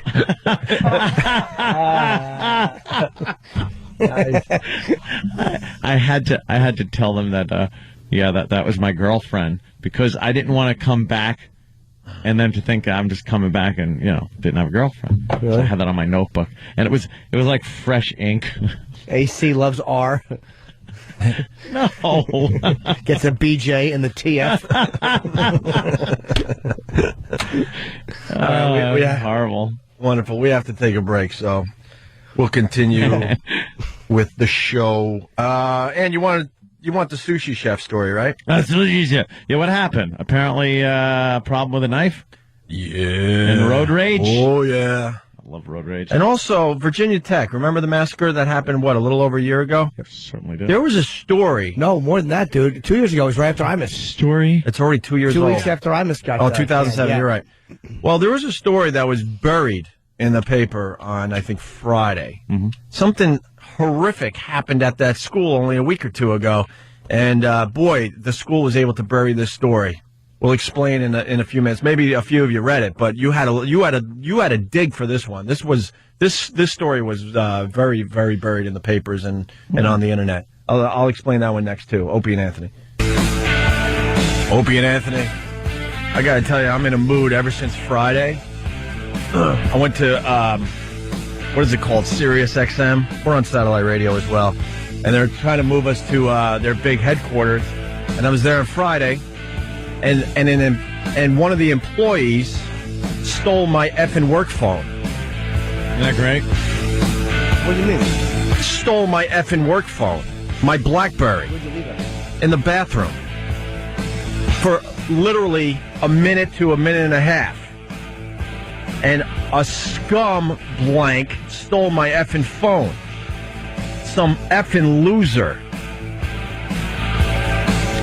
So I feel naked because all weekend long, living in this day and age without a phone is... Oh, yeah. You turn into a mental patient. You start walking around, you just start pacing. You don't know what to do with yourself. These scums over there. Why'd somebody at the Hip Hop Channel do that? Well, let me tell you this. So we're looking at the video cameras because they got cameras all over that joint. And there's 3 guys that left the bathroom between the time I left and went back literally 90 seconds later to go get my phone that I realized I left on the sink. So you leave the phone. You leave. The security camera shows you leaving. Yes. Total of 3 guys are either leaving or going into the bathroom in that time period. And then you go in. Yeah. And the video shows you go in, and then the phone's gone. Yeah. So, unless he pulled some kind of a through-the-ceiling vent maneuver, yeah, one of those 3 guys is guilty. Yeah, and I want my effing phone back. So I want it to mysteriously appear today. Do you know who the 3 people are? Yeah, and then the guy that runs our channel is like, oh, I know those guys. None of them would have taken that phone. Well, one of them did. Okay? One of them has my effing phone. So sit them down and go old school on them. Get the freaking light bulb above their head that is rocking back and forth. Little interrogation. Uh-oh. Oh, boy. Well, that won't work. I said I'm in a mood. Tell this effing company to give us CD players that work. It's extremely distracting. I like that song. Huh? That song called "Foot in the CD Player." How many times do we have to tell these people? Yeah, what did it do? They do the bare minimum. All we want is stuff that works. That's not asking for much. I came in here today, the microphone was like this. Yeah, it was all like it was a swing. Topsy-turvy. Right, I know times are tough, but how about you tighten some screws and get us a CD player that works? That's all. That's all we need at this point. At least do that. So it's 3 guys. Yeah. So sit these 3 guys down and tell them to give me my effing phone back. Interrogate. Pull a first 48 on them. Right. I am so livid because they want us to go work over there, right? And in that den of thieves. And there was, this was the first time I really spent a lot of time over there. And this is what I get to bring back to you people. Fine, how do you do? Yeah, they took my phone within seconds. Have the phone magically appear. Leave it on the floor somewhere where someone goes, "Wow, I found a phone. This is weird." Ain't gonna happen. And give it to the receptionist or the security guy. I know that ain't gonna happen. Well, I will interrogate the 3 guys because now I know which 3 guys it is. And it was also, you did call and check lost and found, like none of them. Yeah, and the phone was ringing. You know when you lose a phone, you ring it like, "Hello, do you have my phone? You can do the right thing, give it back to me." Considering we're all one happy company and we all work together, right? This wasn't at some weird restaurant or some strange place where when you leave a phone behind in those joints, kiss it goodbye. But at the workplace, you would assume they would do the right thing and give it to the receptionist or the security guy. Unfortunately, Lost and Found is full of jobs. Right. And I don't want to hear none of these guys would have taken the phone. It's obvious. We looked at the tapes. One of those guys has my effing phone and sit him down and put some heat on him. How could a security guy look at a tape like that and not say, "Yeah, it's one of them"? They sort of are hinting, but I guess maybe, because in this PC world and human resources, I guess you can't openly accuse somebody. But one of those guys has my effing phone. When you got a tape like that, you could talk to people, question them. I want my effing phone back. Hold under questioning. There's nothing on there that you would want or concerns you. Give me my freaking phone back. Is it your new number or old one? The new one. I'm getting a replacement phone and all that. That's not the point. Some scum that we're supposed to be working with on a daily basis has my phone. So pissed. And then to hear, I know those guys. None of these guys would have taken your phone. Oh, yeah? Maybe you don't know them that well. What are you doing? Just calling your number. Oh, no. So, So at first it was ringing. It was ringing at first, which means... the phone was... what? Did you do something with the number? No. Oh, what does it say? Uh-oh. Oh, wait, which one did you just call? The new one. Well, and what is it saying? I'll play for you. Hold on. Sorry. Uh-oh. Here we go, Jimmy Styling. The person you are trying to reach is not accepting calls at this time. Yeah. Please try your call again. Yeah, because the person who has my phone... He's busy. He took the battery out, threw my cards away, whatever he did, so he has a nice little BlackBerry. Put a new card in there. Because it was ringing at first, so we're like, okay, it's ringing, it's misplaced, maybe someone is going to do the right thing and give it to the receptionist or the security guard. Maybe he has something to do, so it's just on his desk for now. And then all of a sudden, it went right to voicemail, meaning they turned the phone off, or they took the battery out, or they freaking took my cards and went, screw this guy. Dicks. I want the heat put on those guys. We're supposed to work together, and that's my first impression of the place. Yeah. A fellow employee taking my effing phone. I would leave anything laying out. Well, I didn't. Things happen, Things happen. How many times have we left your phone? You leave your phone behind for a second. Go, oh yeah, I got to go back and get it. Well, dude, it wasn't even. It was literally because we looked on the tape. You see me walking back in the bathroom to go get my phone. It was less than 2 minutes later. I don't know. For some reason, I just trust more people. Like here, I've left my phone here a couple of times and gone, I got to go back and get my phone. Right. There's just something I am livid. And we got guys on camera, so you got to sit them down and stop with this. I know these guys, they wouldn't do it. All right, then where is it? It disappeared into thin air? Without saying who they are, let's just say roughly, were they behind-the-scenes guys or on-air guys? I don't know. To be honest with you, I don't really know what they do. One of them was Mel. One was Scott Greenstein. Let's say hi to Tim in Boston. Tim. How am I supposed to get tweets from Opie if he doesn't have his phone? I wasn't able to tweet all weekend long because of this. Hey, Opie, you replied to me on Twitter. I appreciate it a lot. One thing you got going there. No worries. A lot of interactivity going on with the show lately. I'm Opie Radio on Twitter. Ant's doing the Facebook. Jimmy's doing the voicemails and the MySpace and everything else. So we're connected. We're pretty much connected, but...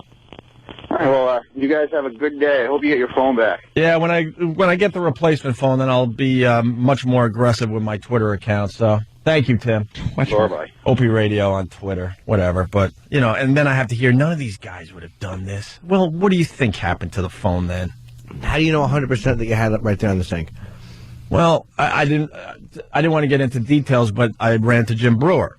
And I go, Jim, I got to go. I got to go to the bathroom because he wanted to show me a studio, whatever. He was getting ready for his show. And so as we're walking into the bathroom, he's like, dude, I tried to call you recently, and it says that your number's no longer available or what have you. I go, what? That's crazy. He actually goes, look, I'll call your phone. This is as we're going in the bathroom. I'm actually now in the bathroom as it rings, and it says Jim Brewer calling on my BlackBerry. I go, I remember it. I look. He could back me up, by the way. So you're getting called right there as you're in the bathroom. No, so I go, Brewer, you're an ass. Look, my phone's ringing. My phone still works. Yeah. You're an idiot. So then I put the phone down. That's the only reason I had it out of my pocket, because he wanted to ring it. And then he's telling me what he's up to. I'm doing my thing. And then we walk out of the bathroom. So you know it was in the Yes! bathroom. Right. And he could back it up. Wow. And then we walk down the... Brewer took it. I was a little suspicious. Then we're walking down the hall. I'm like, oh, my God, I forgot my phone. So I turn around. You see all this on the video camera. And it's gone. A fellow employee. Bunch of scums. Boy, I know not to do anything there. All these cameras. Oh, they're everywhere. Jesus. They're everywhere. So, losers. How am I going to get that drill into the men's room to fix that little... Yeah, that little... those booths with no holes in them. Right. Got to make friends somehow. Got to see a guy when the Broadway channel walks in. You're going to have to spray paint over that camera for a second while you bring your bracing bit in and twist away. Yeah. Let me say hi to 13-year-old JC. JC, what's up, buddy? Hi.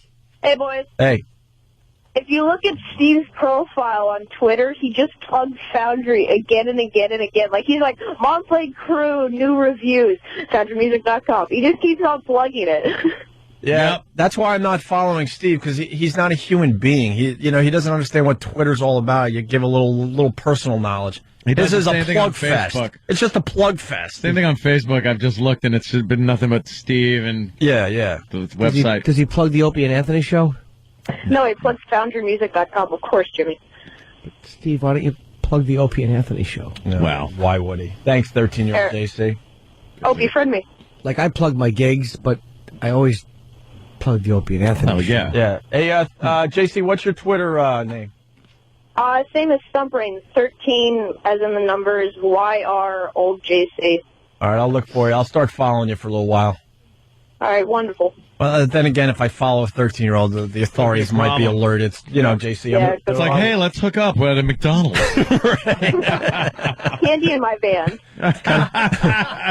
Yeah, it's kind of creepy to follow a 13-year-old on Twitter. That might be a red flag out there, JC. I know it's innocent and you're just a fan of the show, but you do understand. Hi, Opie. This isn't a social visit. Yeah, I'm pushing 40 now. I shouldn't be following a 13-year-old. We have your phone. Yeah, Opie, we have your phone. Yeah, whatever. They ain't finding crap on there. Good point. It's not even about that. It's like that someone would do that.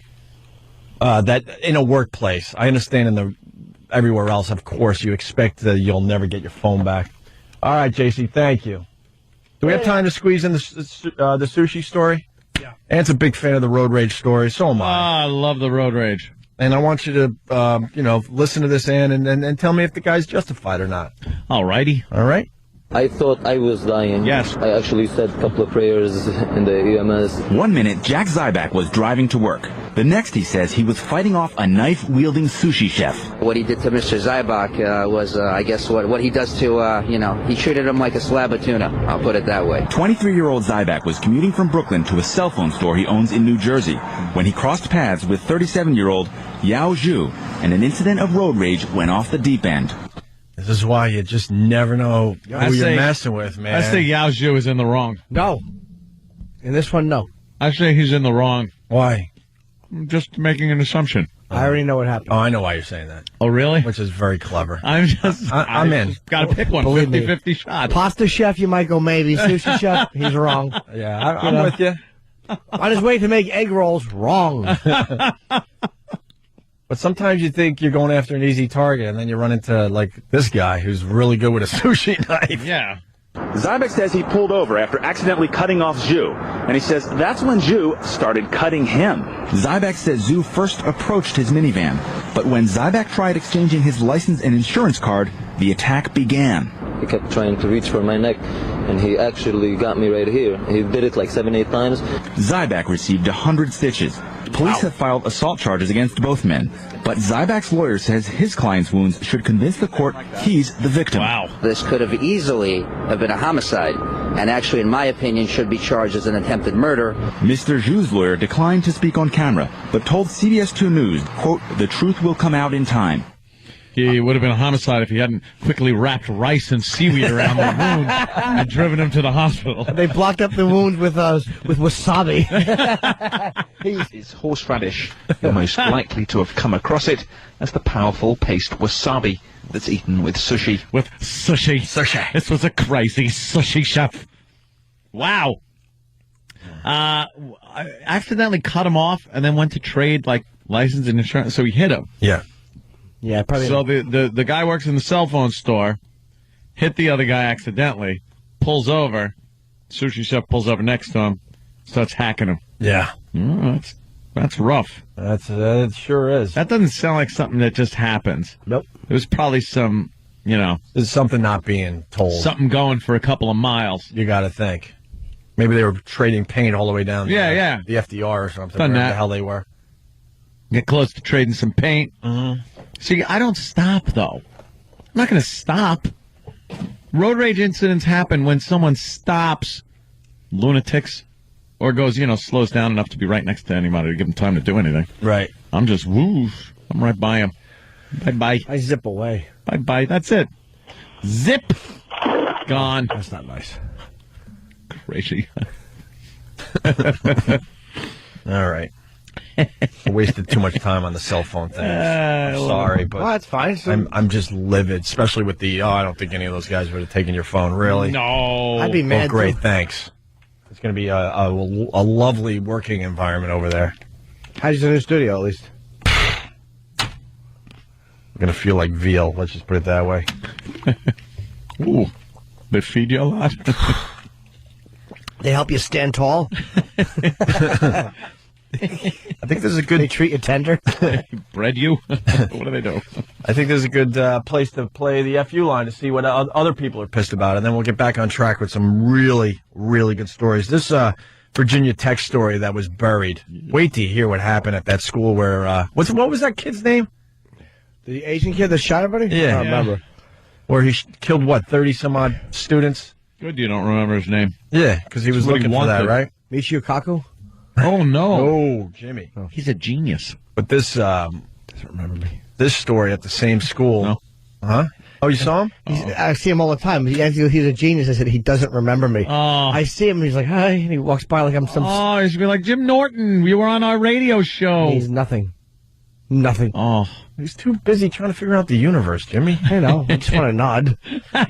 Just a nod to Jimmy. I don't want him to grab me and spin me in a circle as one would a lover on the beach.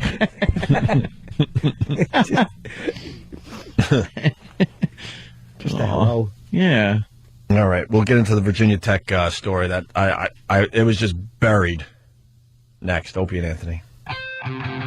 Thanks for calling the Opie and Anthony FU line. Here's the latest batch of FUs. You have 9 new voice messages. First voice message. I want to give a big fuck you to all the fucking people that I work with. Everybody else got fucking overtime tonight but me. I got fucked. Next message. Yeah, I'd like to give a big F-U coming straight out of the San Francisco Bay Area to all my fucking coworkers, you bald-headed bastards. Give me a raise. Next message. Hey, this is Victoria from Georgia. I want to send out a big fuck you to the bitch that copied my debit card and drained my bank account. Fuck you. Next message. Yeah, this is a big old fuck you to birthdays. Birthdays fucking suck when you're alone, man. I hate birthdays. I wish we didn't have a goddamn birthday. So fuck you to birthdays. Next message. Yeah, I'd like to give a big fuck you to my job and all the stupid consultants that come in and every day and make my life a miserable hell. Fuck you. Next message. Yes, I'd like to say fuck you to Ken.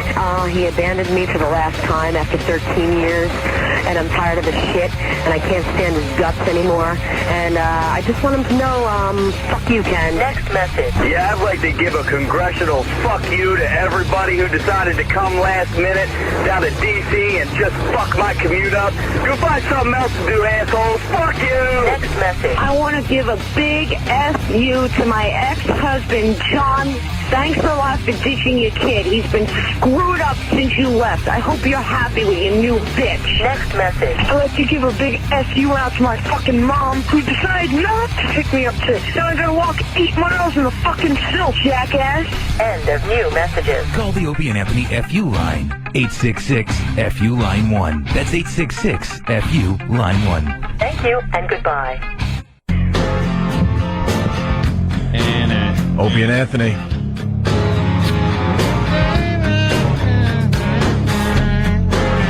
is it going to screw up? You going to kick it? I'm looking at the peanut butter hat video. Here's the problem. We can't link it on onaradio.com because 4K. Because the video has our website on it, and they refuse to promote our website. So that you, as a listener of this fine radio show, have to like search it out on your own. They just make it hard every freaking day for us. That's good marketing. To not. I'm like, I was all excited to tell people, go to onaradio.com. You'll get to see the peanut butter hat video. And Stumpbrain's like, well, you're promoting your website. There's a little graphic that says your website on the video, so we can't put it on onaradio.com. Why don't they just put it on onaradio.com? Will you stop trying to make this radio thing so effing hard? Just do it. Just put it up. Almighty. Will you effing help us for once? It's a fat kid with peanut butter on his head and face. I don't get why we can't do that. So you got to go to YouTube and search it out on your own. Good luck finding it. But I mean, it's like the station has got to look at it smartly. Like, that's the option, YouTube. It's like they're competing with YouTube. Right. It's up there. Yeah. Right. What are you doing? Yeah, you don't have a choice at this point. Like, the radio is basically falling apart, so you got to kind of allow some of this stuff. Believe it or not, we don't have kiddie porn on our show website anymore. Oh, we might have a couple little boobies or something. Who gives a crap? It's 2009. Will you stop? You cannot just stop already. Even it's hard for like MMA and all these people to protect their content. It should just be on the site. Of course it should. Of course it should. Because what's going to happen if people want to see it, they're going to look up E-Rock, peanut butter, whatever it is that you look up on YouTube, and they're going to go find it there. And you know what? That's website traffic you don't get. Right. Yes. Well, almighty, stop being so territorial. Look, I'll just take all their web traffic away. Opie Radio on Twitter. A little later, in between shows or something, I'll give the link to everybody that's following me. That's what I'll do. We'll take it upon ourselves to do the right thing. I'm in a mood. I'm really sorry. I want my effing phone back. I thought about it all weekend. I want my effing phone back. I don't want to play all nicey nice, like, oh, none of these guys would have taken my phone. I want you to look at the videotape even longer to see maybe someone was in the stall and waited it out and came out a little later. I want my effing phone back, Steve. Okay? Thank you. You know it's not coming back. And it's not Steve that works for us. It's the Steve that works for Sirius XM. I want my effing phone back. Yes. Keep the heat on. And if this dope turns on the phone and tries to use it, you're so stupid. Just put it. I'll just put it that way. You're the dumbest person alive if you thought you were going to get away with this. There we go. It's on my Facebook. There you go. Right now, Facebook, Anthony Cumia. Good. Screw you and your dumb web traffic. We'll get our own web traffic. God, I got to tell you, this Facebook is so easy. Yeah, you like it? That goddamn MySpace was a pain in the ass HTML friggin' thing. I had it. Yeah, post everything in HTML code. Do you have video on Facebook? Yes. It's real easy. Yeah. I'm a member of the Facebook community. I got video. I upload pictures on my phone from my phone, like within a second of taking the picture. I go blip blip. It's up there. Right. Well, aren't you a big shot? I'm not kidding you. Nice language for your mother. Do you want to promote Facebook, or you're in just too many people? It's like, you know what I do sometimes? If I shirk my responsibility for Facebook and there's thousands of friend requests, I just ignore everything. It all goes away, and then as they slowly come back on, I do. All right. You know what I have noticed though? It is a hell of a lot easier to accept new friends on my iPhone than it is on the actual computer using Facebook. Because all I got to do is hit confirm. Yeah. And on the computer, when I hit confirm, it has to go through this little time-consuming thing where their initial, profile pictures pop up. Mm-hmm. And then you could go to the next one. And then you could go to the next one. And it takes a while. On the iPhone, it's just confirm. Right. I could do a couple of hundred in no time. Right. Where it would take me, an hour on the computer. So I've been keeping up with it, though. I've been good boy.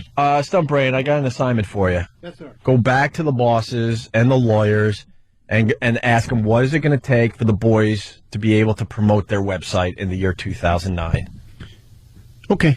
In the year. And the booby thing is a lame argument at this point. It's lame. Well, that's what they've been hitting. It's lame. And it's coming not from the programming department here. It's coming from the out-of-touch lawyers, I yeah. understand. Yeah. That certainly helped, rot this business away. And I'm talking about all lawyers in radio, not just ours, just to keep it safe, because I don't want to get in trouble today. Oh, I'm in a mood. I'm sorry. All right, let's move on. What do you want to do here, Ant? Weren't we going to do the Virginia Tech thing? Yeah, what the hell are they up to over there? I know they had their tragedies in the past, but yeah, you had the kid, Zoinks. killing 30-some-odd students. Horrible story back in 2007. Mm-hmm. And I'm going through either a newspaper or a placemat. Yeah, one or the other. One or the other. New York Times, it was a placemat. Best correction ever. I know. Ever. That really is. It's like it could be the New York Times, or it could be a restaurant placemat with a maze and crayons. Yeah, I didn't even say it could be. I'm like, I'm reading the New York Times, and I learned this, blah, blah, blah. And then my girl has to point out, no, you dummy, you read it off a restaurant placemat. The same placemat where they give you freaking crayons so you can do some coloring and do the maze. Well, it's very difficult, the maze, sometimes. Is it? The Friday edition maze is very, very hard, I know that. Did she laugh at you for that? Openly. Should have. Openly. She laughs at me all the time. I'm an idiot. She laughs at you. All the time. Just That's all great. the effing time. Which is nice. So this story was buried.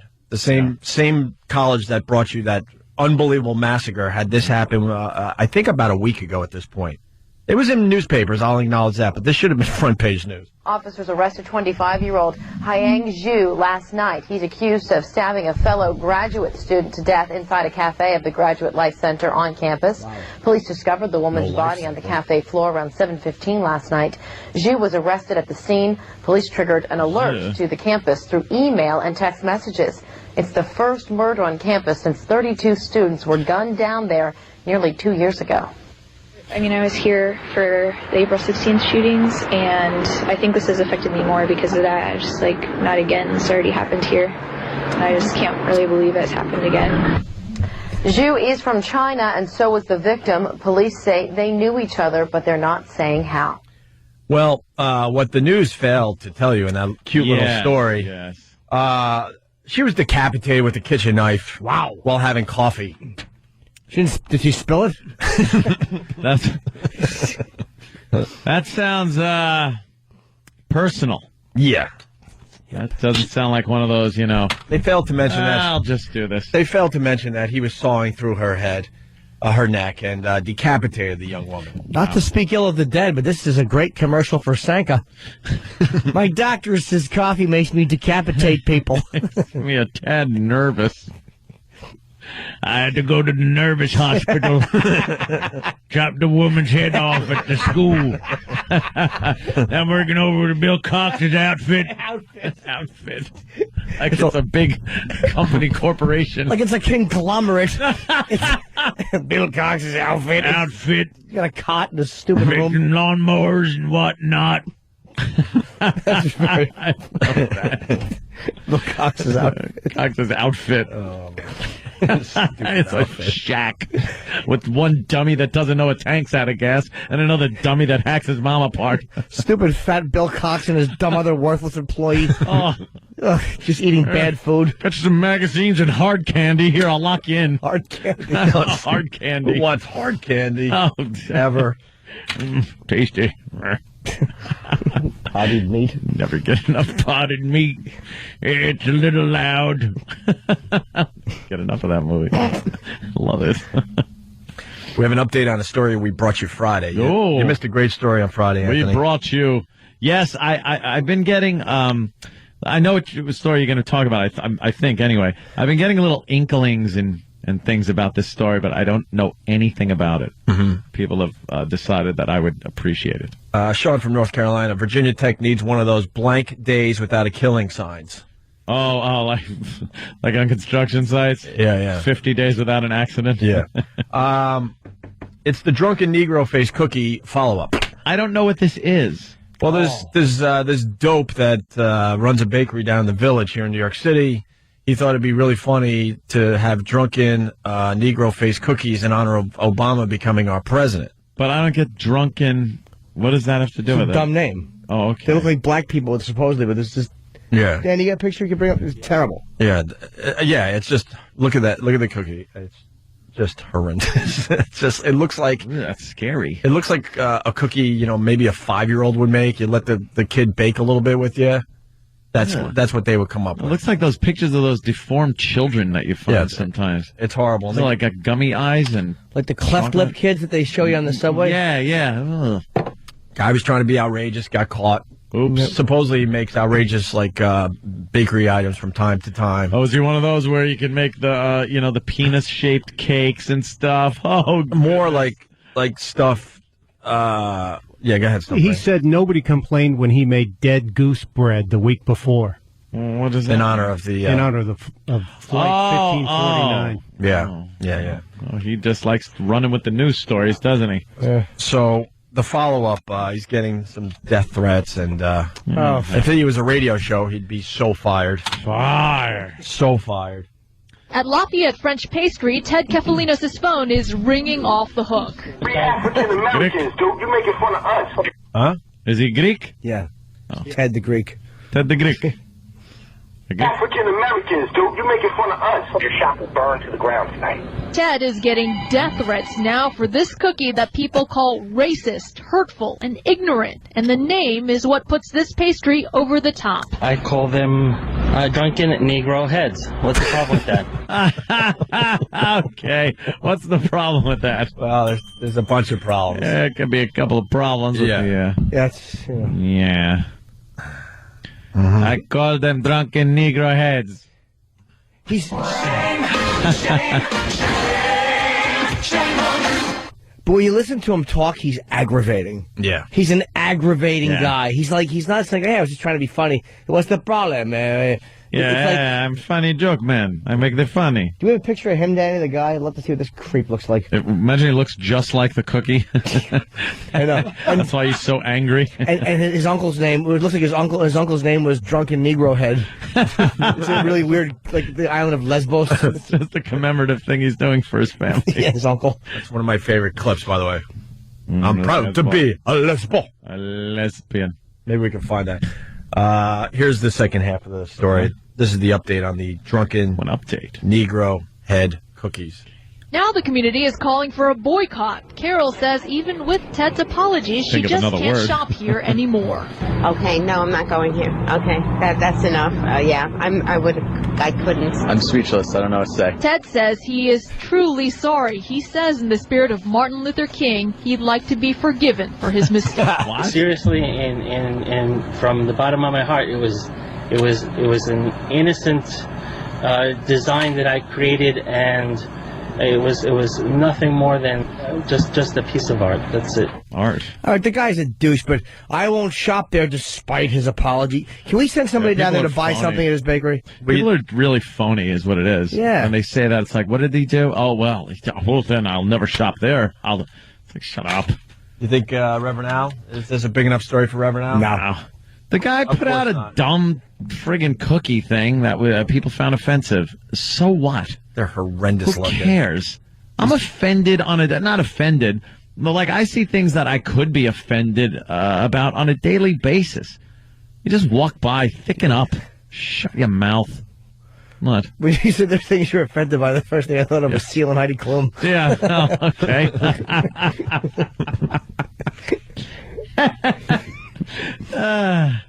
People are just too oversensitive these days, with especially race. I think where it comes in. I don't. You know something. Again, the double standard. If it's the other way around, and there's some kind of anti-white, or even if you delve into the European race, where you got an anti-German or Italian or whatever thing, it would go unnoticed. I think the problem I think the problem we had when we were discussing this on Friday, the guy was just an ass. Yeah, the guy's an ass. It really bothered us that he was just an ass. He was annoying. He was like trying to be outrageous. Thinks he's funny and outrageous. He's just being stupid. And now he's backpedaling because now he knows his business is at risk. But like, why don't you keep making the cookies? You know. Yep. Let's see how brave you really are, buddy. Yep. They did have him on tape saying, they're in honor of our new president. He's following in the same path of Abraham Lincoln. He will get his. Yeah, he did say that. Was it on tape? Yeah, that was in the interview. Oh, yeah, we played that on Friday. No, but I did. His cookies? Did he mean that? Yeah, probably. We didn't. No. That was alleged by a woman. He didn't. We don't have. There's no tape of him saying. Of him actually saying that? He said he meant he's following in the footsteps. There's no tape of him saying he'll get his. That's how it was reported on Friday. A quote on here says, "Would you like some drunken Negro head cookies with your coffee? They're in honor of our new president. He's following the same." Yeah, that's path." the woman who said he said that. He may have. There's no tape of him saying that. All right. Can we get into this? So there's your update there. We'll follow that story because, yeah, we follow all the big stories here on the Opie and Anthony show. This is making me want my Jew cake. They don't make those, do they? They do. Come on. What you want to get into this Pelosi thing? What is she doing? She is stupid. I hate Pelosi. Not a big fan myself, man. She's quite the lib, and I don't like her. Not at all. Oh, sir, I don't like her. Well, she said something a bit outrageous the other day. Did she? She getting in trouble? Hundreds of millions of dollars to expand family planning services. How is that stimulus? Well, the family planning services reduced cost. It reduced cost. The states are in terrible fiscal budget crisis now, and part of it, what we do for children's health or education, and some of those elements that are to help the states meet their financial needs. One of the initiatives you mentioned, the contraception, will reduce cost to the state and to the federal government. So no apologies for that? No apologies, no. Is she basically saying contraception will, help the economy?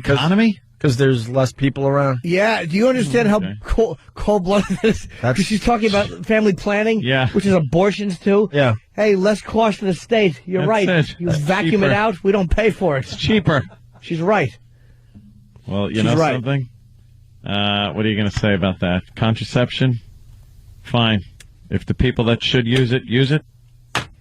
Yeah, responsible families. A lot of these people, they don't have kids because they realize, I can't afford it. I'll put it off. I'll wait. Other people, woohoo, tax deductions and welfare money and whatever else. I got someone in my family. They wanted to have more kids, but they're like, we can't afford it. So we're just not going to have another kid. Yeah, so you don't. And it was a bummer for them because they really wanted to have more kids. Yeah. And then you see these families. Wow. Oh. Especially out there in Centerport, where I'm from, rocking and rolling the 12, 13 kids. Really? Per family. Oh, yeah. I don't really see that in Centerport.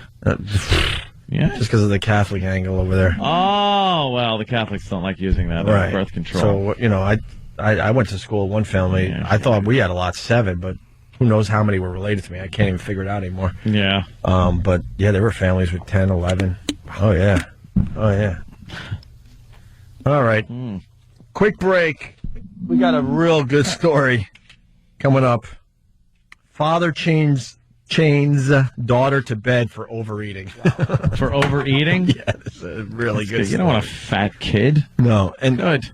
And because we do a radio show, it doesn't do it justice. But take a peek at Sober House, the Steven Adler episode of him on the heroin, or it has to be, is just amazing TV to watch. Him just completely out of his mind, just like shuffling around the house on dope. It's amazing. Absolutely So he relapsed? amazing TV. Yeah, when it's a sober house, and and I guess it's the first night or something, he was going up to his room every hour, and by the end of the episode, he's trying to figure out what the doorknob does, and he couldn't figure out where his room was anymore. He lost his room. It doesn't move. Yeah. Rooms are pretty stationary things. And we try to get, grab some audio. I think it's a much better visual, so we'll cut our losses on that, but you should take a peek on your own. It's amazing. Do you think that they relapsed a little bit just for some more attention on the show? That's a good question. This Steven Adler, though, is just... He's a mess. He is beyond a mess. I think some of the other people on the show, I would think so. I would think that would be smart in their case to get a little more, fame and attention. Jimmy. Jimmy. Wow. Nice. Ooh, no. The father story. Oh, no. Is that a bad one? It's a Lulu. What was it one of those? No, it was you could hear it rip right through. Oh, it really did. Sound like Velcro. Yeah. I want my effing phone back. I'm not letting up on this one. Because they're like, that sucks. And then what they said, Aunt, they're like, that sucks. Well, you could get a replacement phone from the company, right? I'm like, yeah, that's not the point, though. When your employees stole my effing phone, and I want you to get to the bottom of it. Yeah. Simple as that. Yeah, I could get a replacement phone, and I'll have it hopefully this afternoon. But I want my effing phone back. I don't want to let up yet. Or anytime soon. I think you're SOL. Well, yeah, I think you're right. Well, we'll see what they do over there. Sit the guys down and have a little conversation with them. I could tell if someone's lying in a second. I'll do it. Phone book. I'll do it in a second. Body shots with a phone book. I'll ask a few questions. I'll look you right in your eye, and I'll know if you're lying. Let me do it. Gotta ask the right questions, though. Oh, I got the right questions. Did you take the phone? Well, you walked out of the bathroom. Did you find anything? And if the guy goes, no, but if you'll maybe tell the truth. But if he goes, yes, no, I did not. Napkins, a hat. You might have your man. Got me. Yeah. Opie and Anthony. You're checking out Opie and Anthony. Little question, Anthony. Yeah. Billy Joel. Yeah. Crashes into that house, right? Remember that? Or into a tree, I think, in this case. He's done both, I'm pretty sure. Talking about crashing into a tree. Yeah. How many years ago? Wow, you're going to tell me like 10? How many years ago? Just, you would guess what? Be real. I'd say 6. Really? Yeah. Nailed it. Did I? Did you read this? No, I swear. If someone asked me that, I would have said, 2, maybe 3 years ago. Tops. And also on this date, how many, well, that you could just figure out by doing a little political math.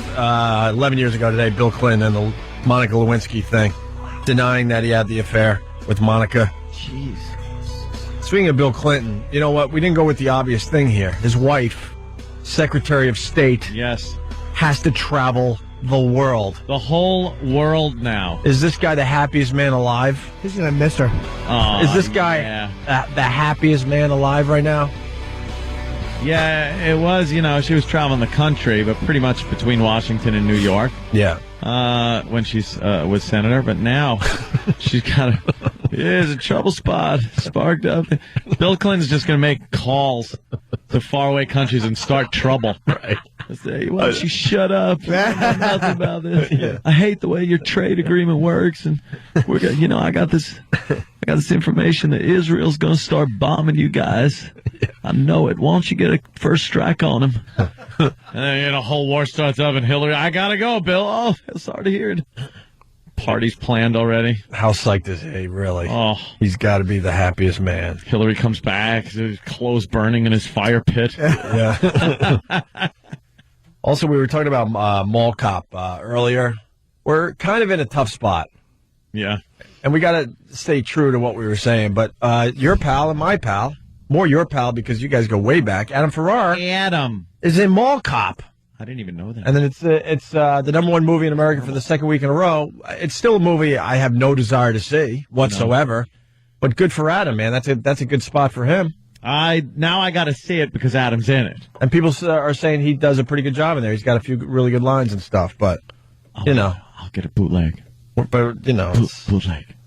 Kevin's a nice guy, too. I like him a lot. He's a nice guy, but he's always been very friendly. But, I mean...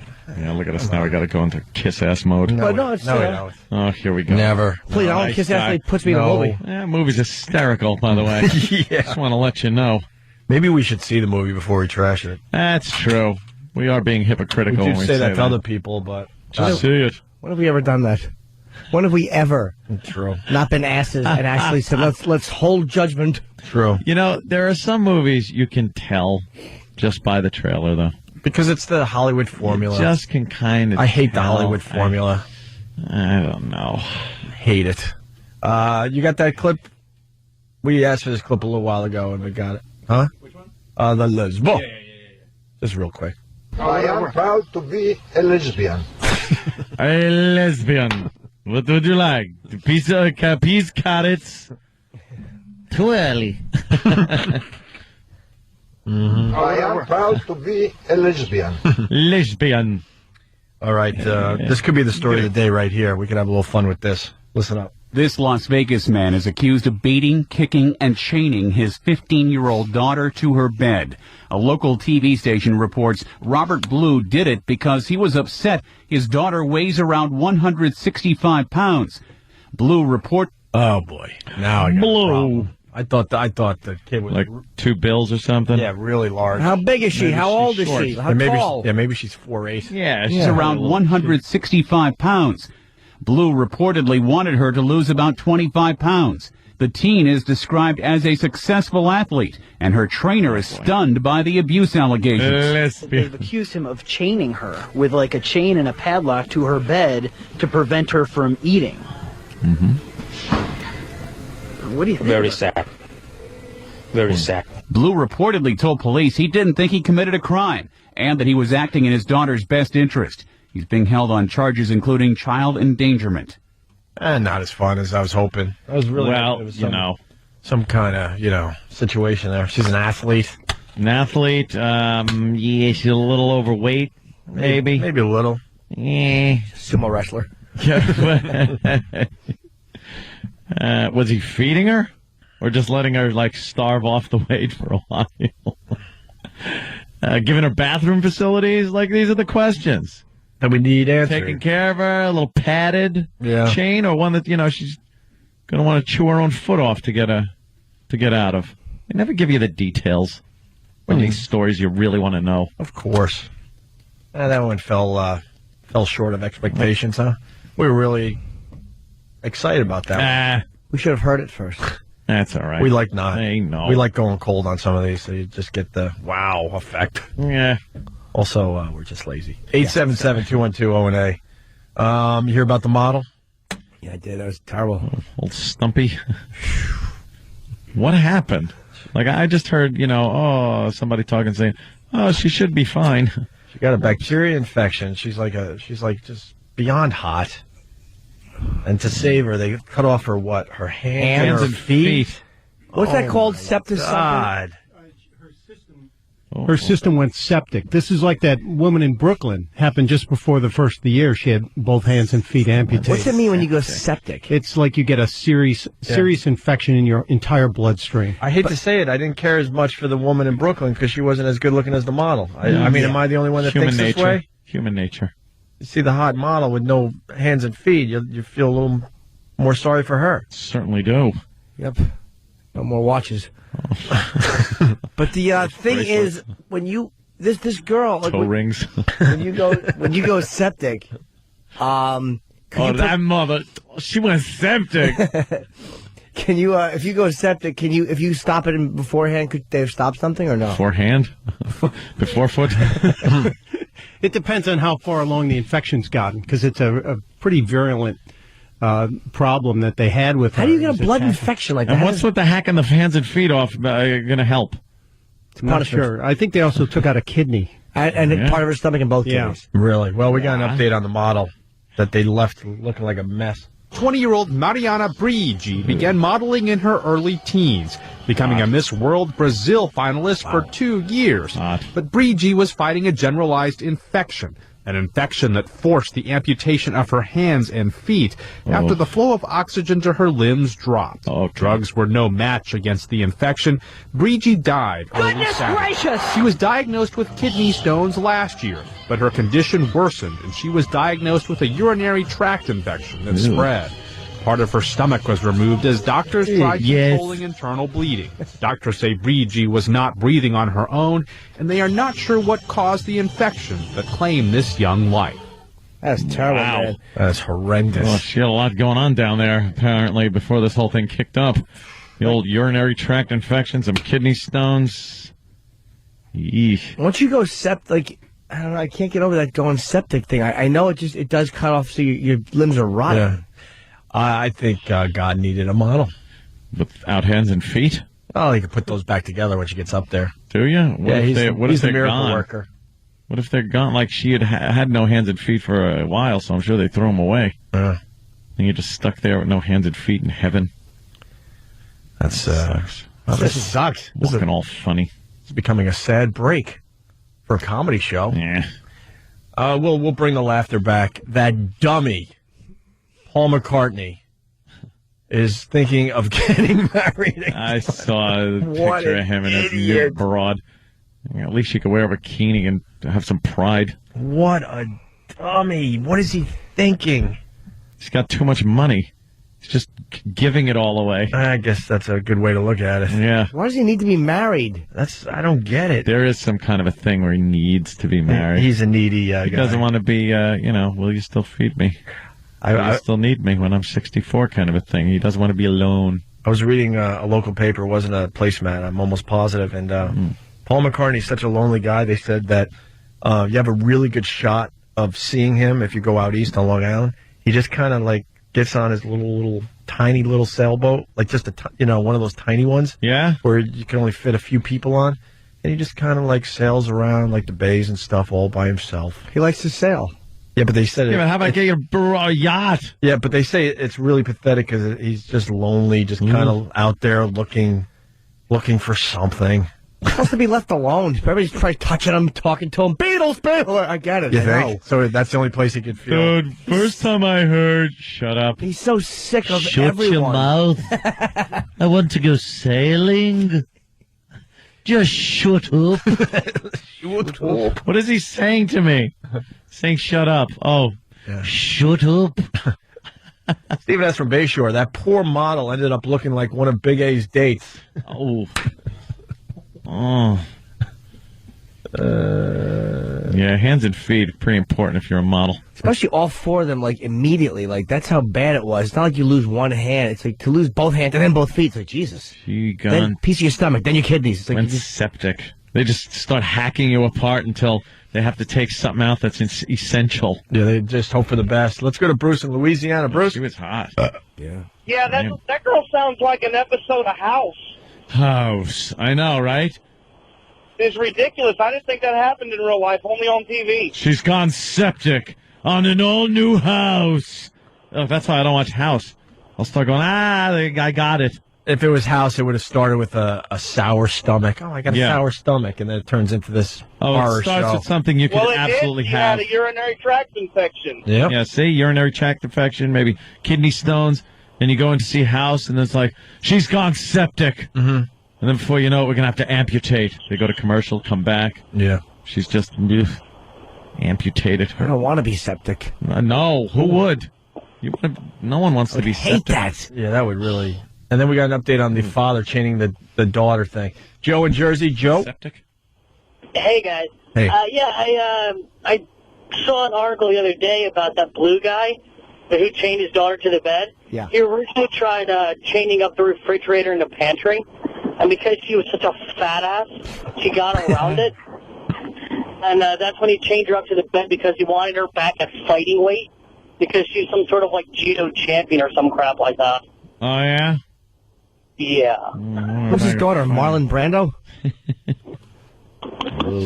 I couldn't think of a fat person. That's all right. All right. Can I answer the question? Everybody, it's so annoying. It's like everybody's just arrived with the questions. Yes, February 5th through 8th, I will be here in New York at Caroline's. How many instant feedbacks are we going to get about that? 212-757-4100. It's just tiring, right, Jimmy? Yeah, it's this February 5 through 8. Those freaking shows are going to sell out. Oh, people say like hotcakes. I just hope somebody comes. All right. We're going to do a little, we'll do the mopping up thing next. I have to tinkle. You do? Yes. Get the mop. You do? All right, stay there. Would go through. Dude, I was fuming when stupid friggin' landscaper guy threw me in my pool and destroyed my iPhone. Remember that? I do remember that. And he even had to pay for a new one, and I got the new, better one. Danny? Or what about that one night at the Borgata where you thought you lost? Well, you did lose it. I lost my iPhone. You lost your mind as well as that phone. I was going crazy. Yeah. It was bad enough I, lost, but then losing my phone. Yeah. Oh, it was horrible. Losing your phone now is you're losing a part of you.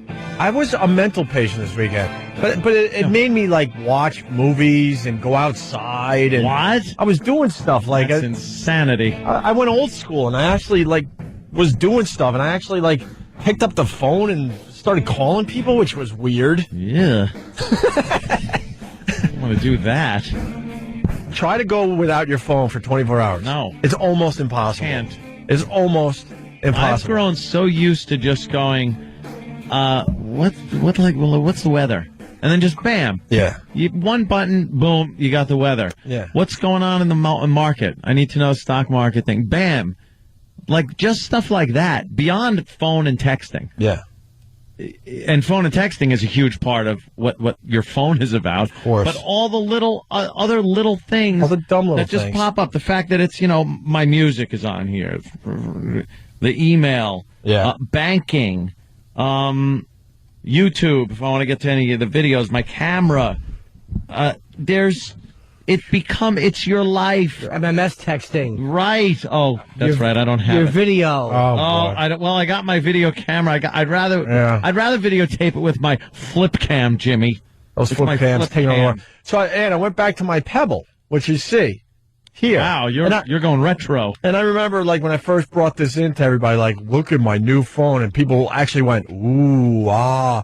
But now I'm back to the Pebble, and I'm like, what can you possibly do with this thing? thing? Doesn't do anything. Get stuck in your sock. You can shake it out of your shoe. You can text someone and make a phone call. Who cares? Opie, when you said to me, go a day without your phone, you may as well have said, Jim, go a day without sunshine. Oh. Or the laughter of a child or a smile of a stranger. Impossible. Jim, go a day without looking at your reflection in the lake. My wife was like, wow, it's really nice to hang out with you the last couple of days. I'm constantly on that thing. It's kind of neat, I guess. She's trying to ooh, nice phone. I used to have that one. She's trying to rid me of my my habit, and I don't even realize she's seeing me do it. And all of a sudden, I'll hear from across the room, "Don't do that. Stop doing that. What are you doing? Don't do that. Stop doing that." There's 3 things this could be. So first of all, is it just you and her in the room? Yeah. Okay, so it's not the other guy thing. All right. Not a couple. I don't know. Just Steve from Bayshore. She means breathing. Steve. It's going south quickly. Steve's a pisser. That is funny. Stop doing that. I told her, I know what you're up to. There's an age difference, obviously. I'm like, I get a little older, and you're going to have the run of the place. You're going to just abuse me constantly. What is she trying? Is it Tiger Woods golf that she's screaming at you about? Nah, she's cool when it comes to video games and all that. She's actually cool with how I'm on my phone a lot. What is she screaming at you for? It's either blasting ones in the room. I already told her there's no way that's stopping because I can't help myself. I got a sour stomach. All right, see, that's what I thought first. I think I might be lactose intolerant. I think I got it figured out. I might have to go to the soy. When you told the little story about how you had stunk the entire apartment up, and she walked in the house unexpectedly, in the room, and just I'm like, oh my God, he gassed up the entire place, and her really nice blanket she got for Christmas. So I thought that I think she threw out. Then it's got to be digging. Yeah. All right. So that was second place. She has had it. Has she had it? She's had it. Oh, Jesus. She gave me some leeway. I can't keep my effing fingers out of my nose, and I think it's an allergy thing or something, because it just is constantly dry. You gotta get you a shock collar and just hit the button like a dog. But then I'm thinking I'm like getting away with it, and she's not even looking at me. Stop that. Stop doing that. Don't do vision. that. Sees the corner of your eye, sees the hand go up. Yeah, I guess. Wow. But is there some kind of product where you could keep your nose moist or something so I could keep my fingers out of there? Tissue. I'm not even. I'm actually, instead of going for the joke, I need some advice. I'll tell you what I use. Only because I've had dry sinuses since my surgery. Look, right now I'm going like this, like I'm a coke addict or something. What happened I'm is, constantly it's not touching even my nose. about the inside of the nose. It's more the addiction. It's like smoking in that it wasn't just the nicotine I was hooked on. It was the motion of the hand. It became this comfort thing. Right. So it's a lot of times it's just you have to, in any type of an addiction that is so 50 times a day, just don't do it. Just get used to a victory of I didn't do it for a half hour. I didn't do it for an hour. It sounds corny. Right. But then all of a sudden you're like, oh my God, I was on the computer for 3 hours and I didn't do that. Just be aware of the hands to the face thing. It's killing me. But right there's now. something to it though. It's some, I don't know what psychological need it's just an addiction. It's sound advice, Jimmy, but you need something a little more extreme. I say funnel. One of those doggy, put a big doggy funnel over your head. Well, how about you go septic? But I would say just be really aware of it, and just be aware that when your hands are going to your face, just say that this is serving some kind of a need. What is it? It will eventually break.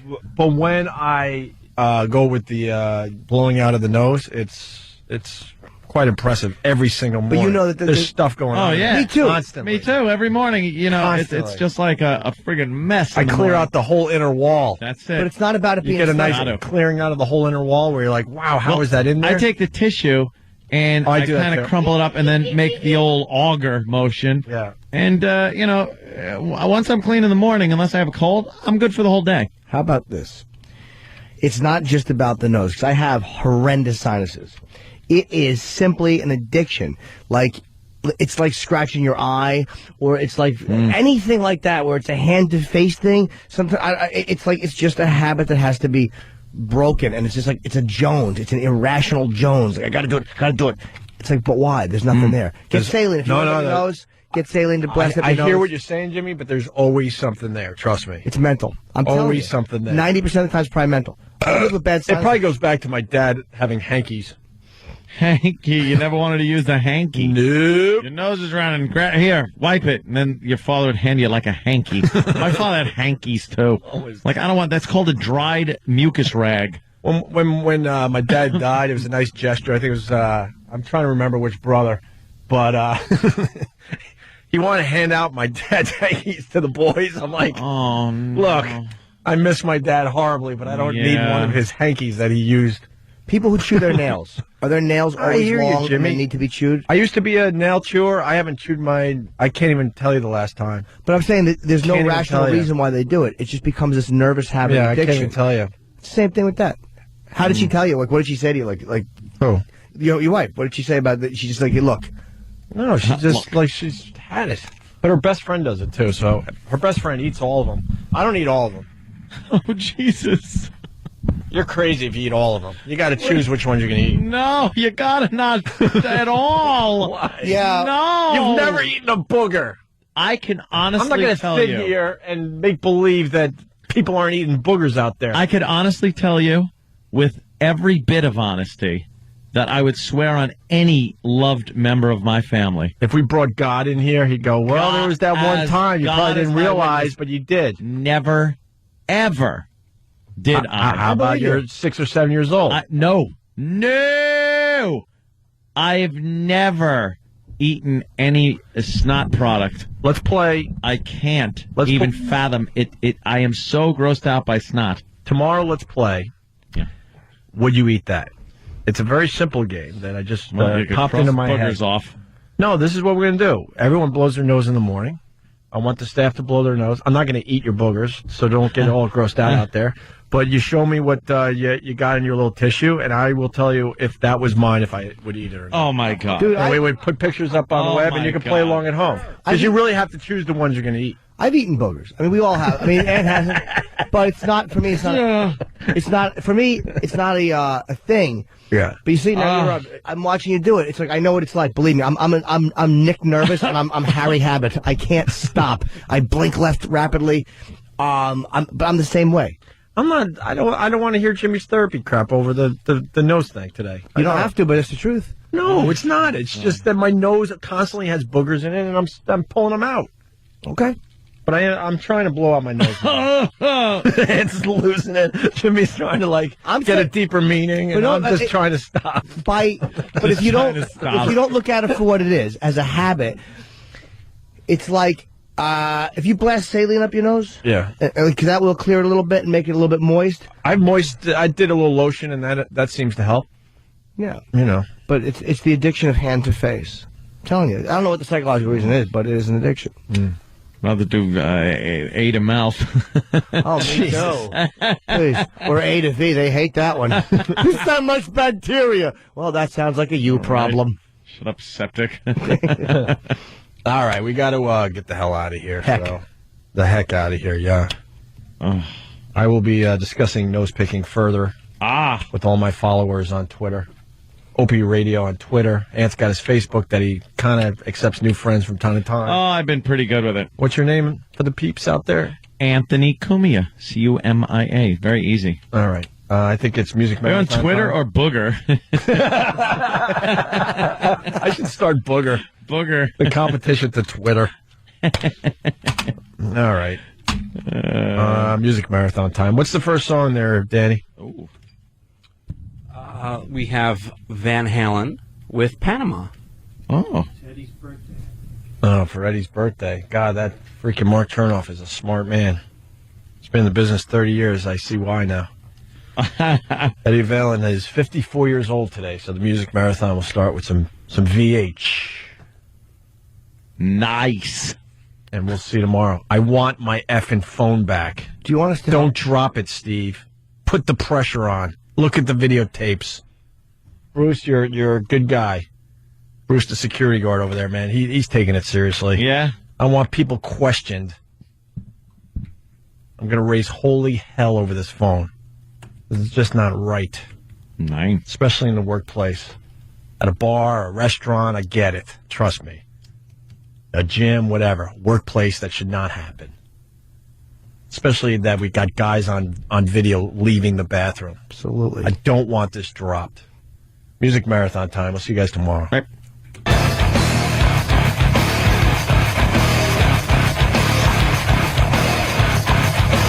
Whatever. Opie and Anthony. Da, da, da. Greetings. Yes. And salutations.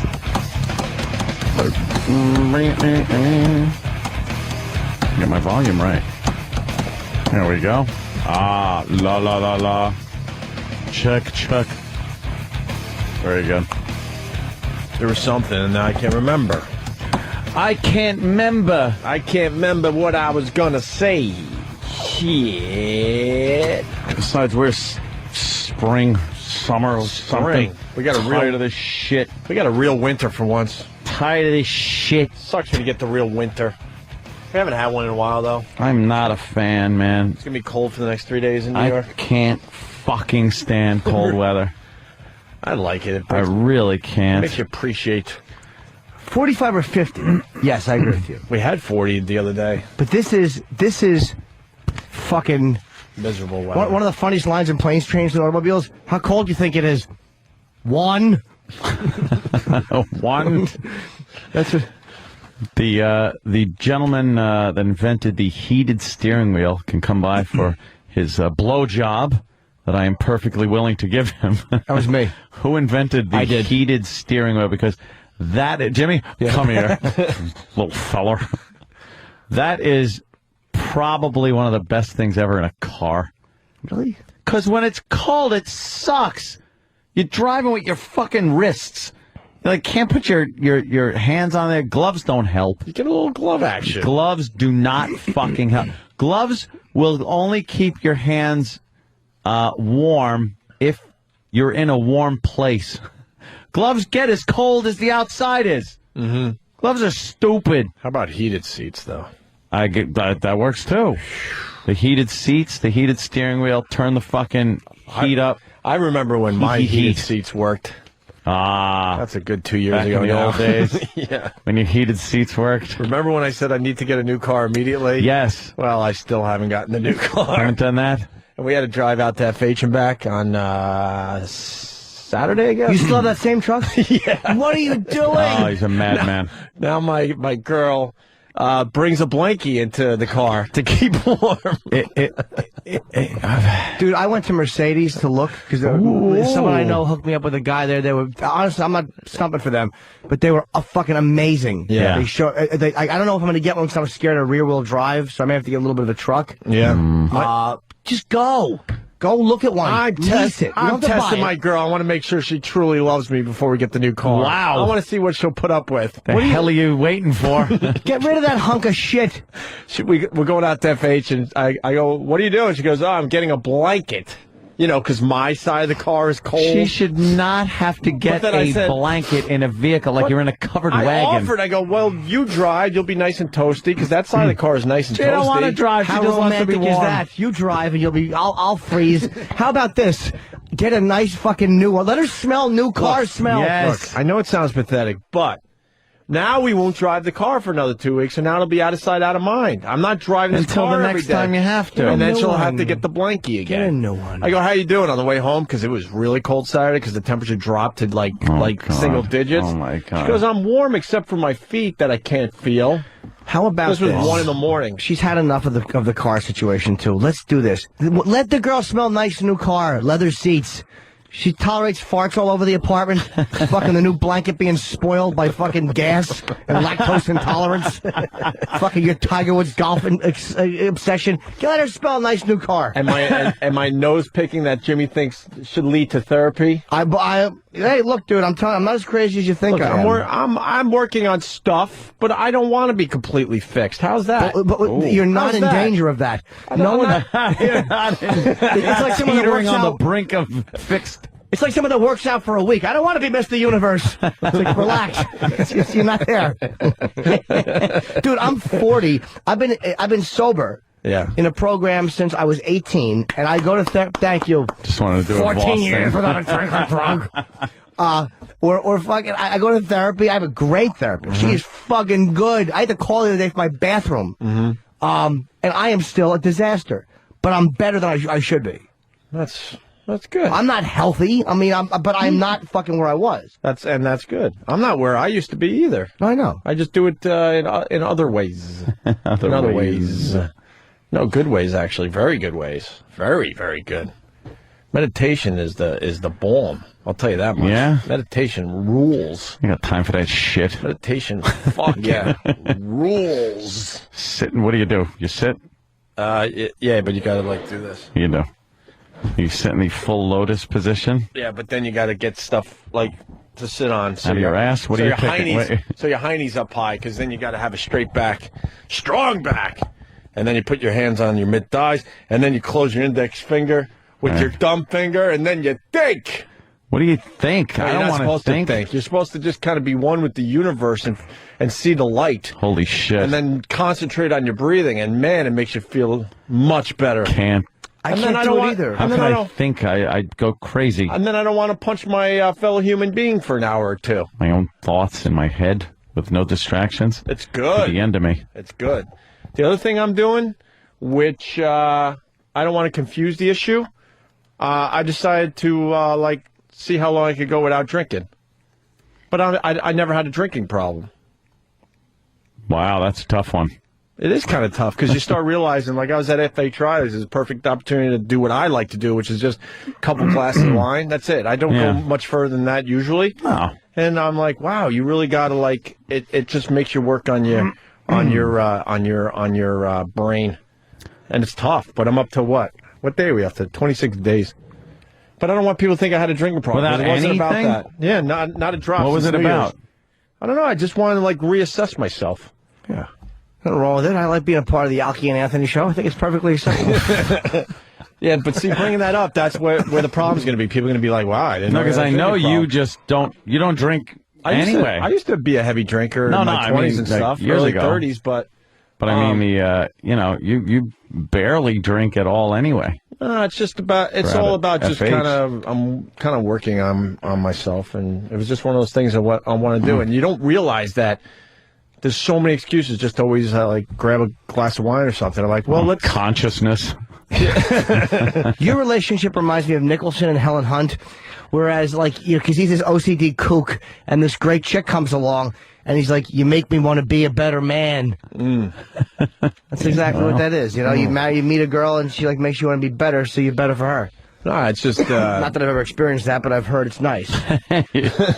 My idea of that is you make me not want to fuck hookers unprotected. That's my idea of love. Unprotected. Make me want to use a condom with the hookers. They're saying that good news for me, Oscar in Indiana. The problem I'm having with the Jeep with the heat. Yeah, it was a recall problem with the Jeep, and if I bring it in, they'll fix it. Get a new vehicle. How old's your Jeep? There's probably a recall in '88. I bought it. You ready for this? And this is the God's truth. This is how pathetic I am. My Jeep I bought just before 9/11. Wow. Jesus. Yeah. When we signed the first real deal, I bought that. I wrote a little check. Was it there on 9/11 too? Because it looks like some of the vehicles you saw. I wrote a little check, wrote it right on the hood, and said, "Here you go. Yeah. Off with you." And that was it. I don't know. Yeah, it's time to write another check. I have no problem. I just got to get out to the dealership. It's not. I really want a new car. Get a Benz, man. I ain't getting no effing Benz. Why not? The Benzo. Let's say hi to Footer. Footer. Yo, hey, you fucking you have a successful radio show. Yeah. I mean, you're fucking, you're an incredible fucking guy. You do your thing. You're fucking married to a 10. Yeah. Buy a new fucking car. I know. Well, so pissed already. It's sort of. Buy a new fucking car, dude. I love how it pisses off everybody. It just doesn't make sense. What are you doing? It's frustrating. It's frustrating. Yeah, thank you, sir. And these assholes. By the way, a lot of people writing from my BlackBerry today. I want to acknowledge that. All the instant feedback, and then they write from Opie's BlackBerry. Fuck you. Scumbags. That's funny, though. G-Man from Charlotte. Opie, I'm 23 days sober after drinking hard for 5 years. And then he writes, you have the crazy withdrawals, too? And then he goes, maybe that's why you're picking your boogers. Oh, shit. Yeah, I'll get a new car. But now no one believes me. Because my girl, like on the way home from FH on Saturday, is like, we need a new car. I'm like, yeah. I know. And I realize that. But if I say that, you're not going to believe me. So let's just drop the conversation and get home to the warm house. And then stash the vehicle away until the next time you need it. And then I forget. Yeah. I won't be driving for... The next time I possibly would drive would be the weekend. It's a city thing. Yeah. And then someone's like... And then some ass had to put it into my head. They're like, you really should wait another month or so and get through winter so you don't have a nice brand new car with the winter weather and the sand and the salt. And I'm like, well. And that got into my head. I'm like, hey, you know what? You're right. I think we could make it to March. You can always wash it.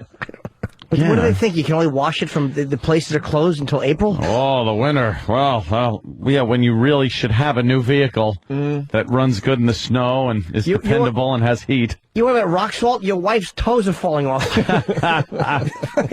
He's worried about a little rock salt getting under the... She's getting hypothermia. Got to make sure, Oh, they just... What happened? They're spinning that Hannity thing. The Obama the Hannity's interview with Rush and Rush Limbaugh. Apparently, and they just put a graphic on. They say Rush Limbaugh and they have a quote, and it says, "I hope Obama fails." And it was like, well, unless you saw the interview and saw the context that he said that in, it's so misleading. Limbaugh says we have to bend over, grab our ankles because he's the first black president. I'm doing Hannity tonight, by the way. Are you? Yeah. For real? 26th, yeah. For real. Why didn't you tell anybody? That's huge. Forgot. What are you going to talk about? I don't know. I also don't know. Probably going to talk about politics. Dude, that's huge. Yeah, cool. Yeah. Very happy. And Red Eye tomorrow, I think. It's all about Fox. Screw Red Eye. Freaking Hannity's prime time. We gotta get Greg back in. Screw Greg and his I Red love Eye. Greg. Now that Hannity wants you don't need Greg anymore. I'd step over Greg's dead body to shake Sean's hand. No more Combs. Yeah, what Rush was saying was, if you look at Obama's platform and what he wants to do in this country, if he succeeded in doing all of that, it would turn this country into a place that wasn't what Rush sees America as and America built on. It would be a lot of socialist programs, things like that. So he said, in that respect, I don't want my country turned into a country that America is not supposed to be based on. So I hope those programs fail. And then they say, Rush says hopes Obama fails, because that's the soundbite that you want to get. It's so misleading. Fucking press. Ugh. I love the press. I agree with that, by the way. I have no problem with agreeing with that.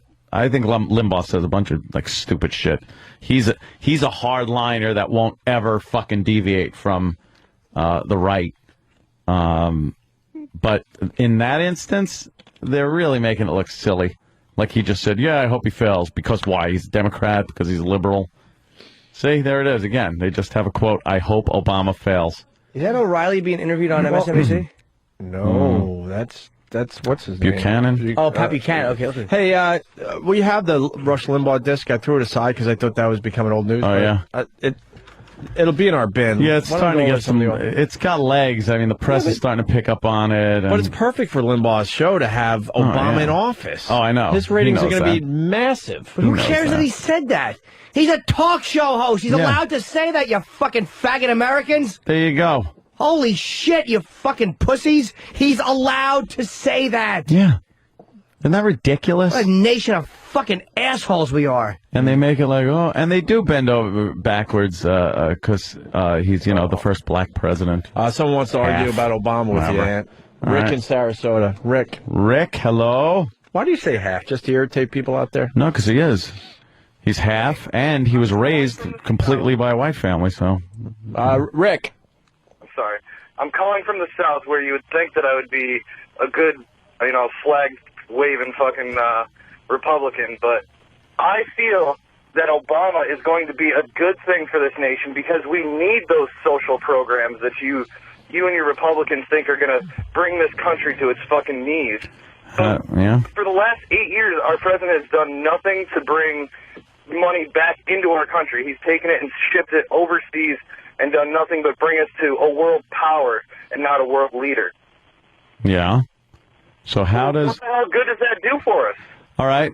Could you tell me what good it does to give checks to people that don't pay taxes? I don't want to give... Call it a tax rebate. He calls it a tax rebate when it's a welfare check. It's a check you're giving to people that don't pay taxes anyway. Well, what did Bush do? You're telling me that the economic stimulus checks were any different? Yeah, they were. Those went to taxpayers. Those went to people that paid taxes, not people that didn't pay taxes. There's a difference. The social programs that Obama's talking about, though, are programs that aren't going to give money away. They're going to open up jobs for people who don't have them right now, which will in turn give the lower class a new fund of money to bring the upper class back to the point where it was. Did you see some of those numbers when they were crunched? That each job turns out to be about $220,000. The cost for each new job is $220,000 to bring in a new job for one person. But, Anthony, they were some sweet numbers. Oh, those are sweet numbers. could take care of that right here in Brainerd. That to me is not economically sound when you are spending $220 to get an individual a job that probably pays a hell of a lot less than that. To me, that isn't really $220,000. You mean? Yeah, no. 200. Oh yeah, 220,000. Yeah. What do you mean it costs money to bring him a job? I'm not sure what you mean. For his program, this economic program, this jobs program that he wants to put in place, it will average out the amount of money he wants to spend on it. It will cost $220,000 to get one person a job. But what That's those the jobs cost. are doing is rebuilding the infrastructure of this country, Well, which has been I agree. left to shit. Dude, I said right from the start, I go, one of the best programs ever was when we put people to work by building highways and stuff, but you can't spend that much to do it. You have to go down the line and figure out a way to cut that so it doesn't cost as much to give people those jobs. They need to be government-run programs in order to get that done. Dude, government-run program isn't a social. Don't mix that up with socialism. If you're fixing the infrastructure, if you're fixing bridges and roads and whatnot, and putting people to work doing it, that's not socialism. That's giving people government jobs. If you're just giving people money out of the pockets of people that have made money, that's socialism. Exactly. I see what you're talking about on the fact of giving money away, and I don't think anybody should have money given away.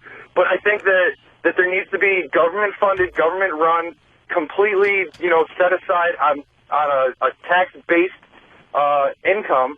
The money needs to come from the taxpayers and be spread out that way. But see, that's what we've done. And if it's like I said, to build an infrastructure, highways, right after World War II, a lot of the highway system was built that way. And during the Great Depression, a lot of people were put to work on a lot of these government programs. And all that.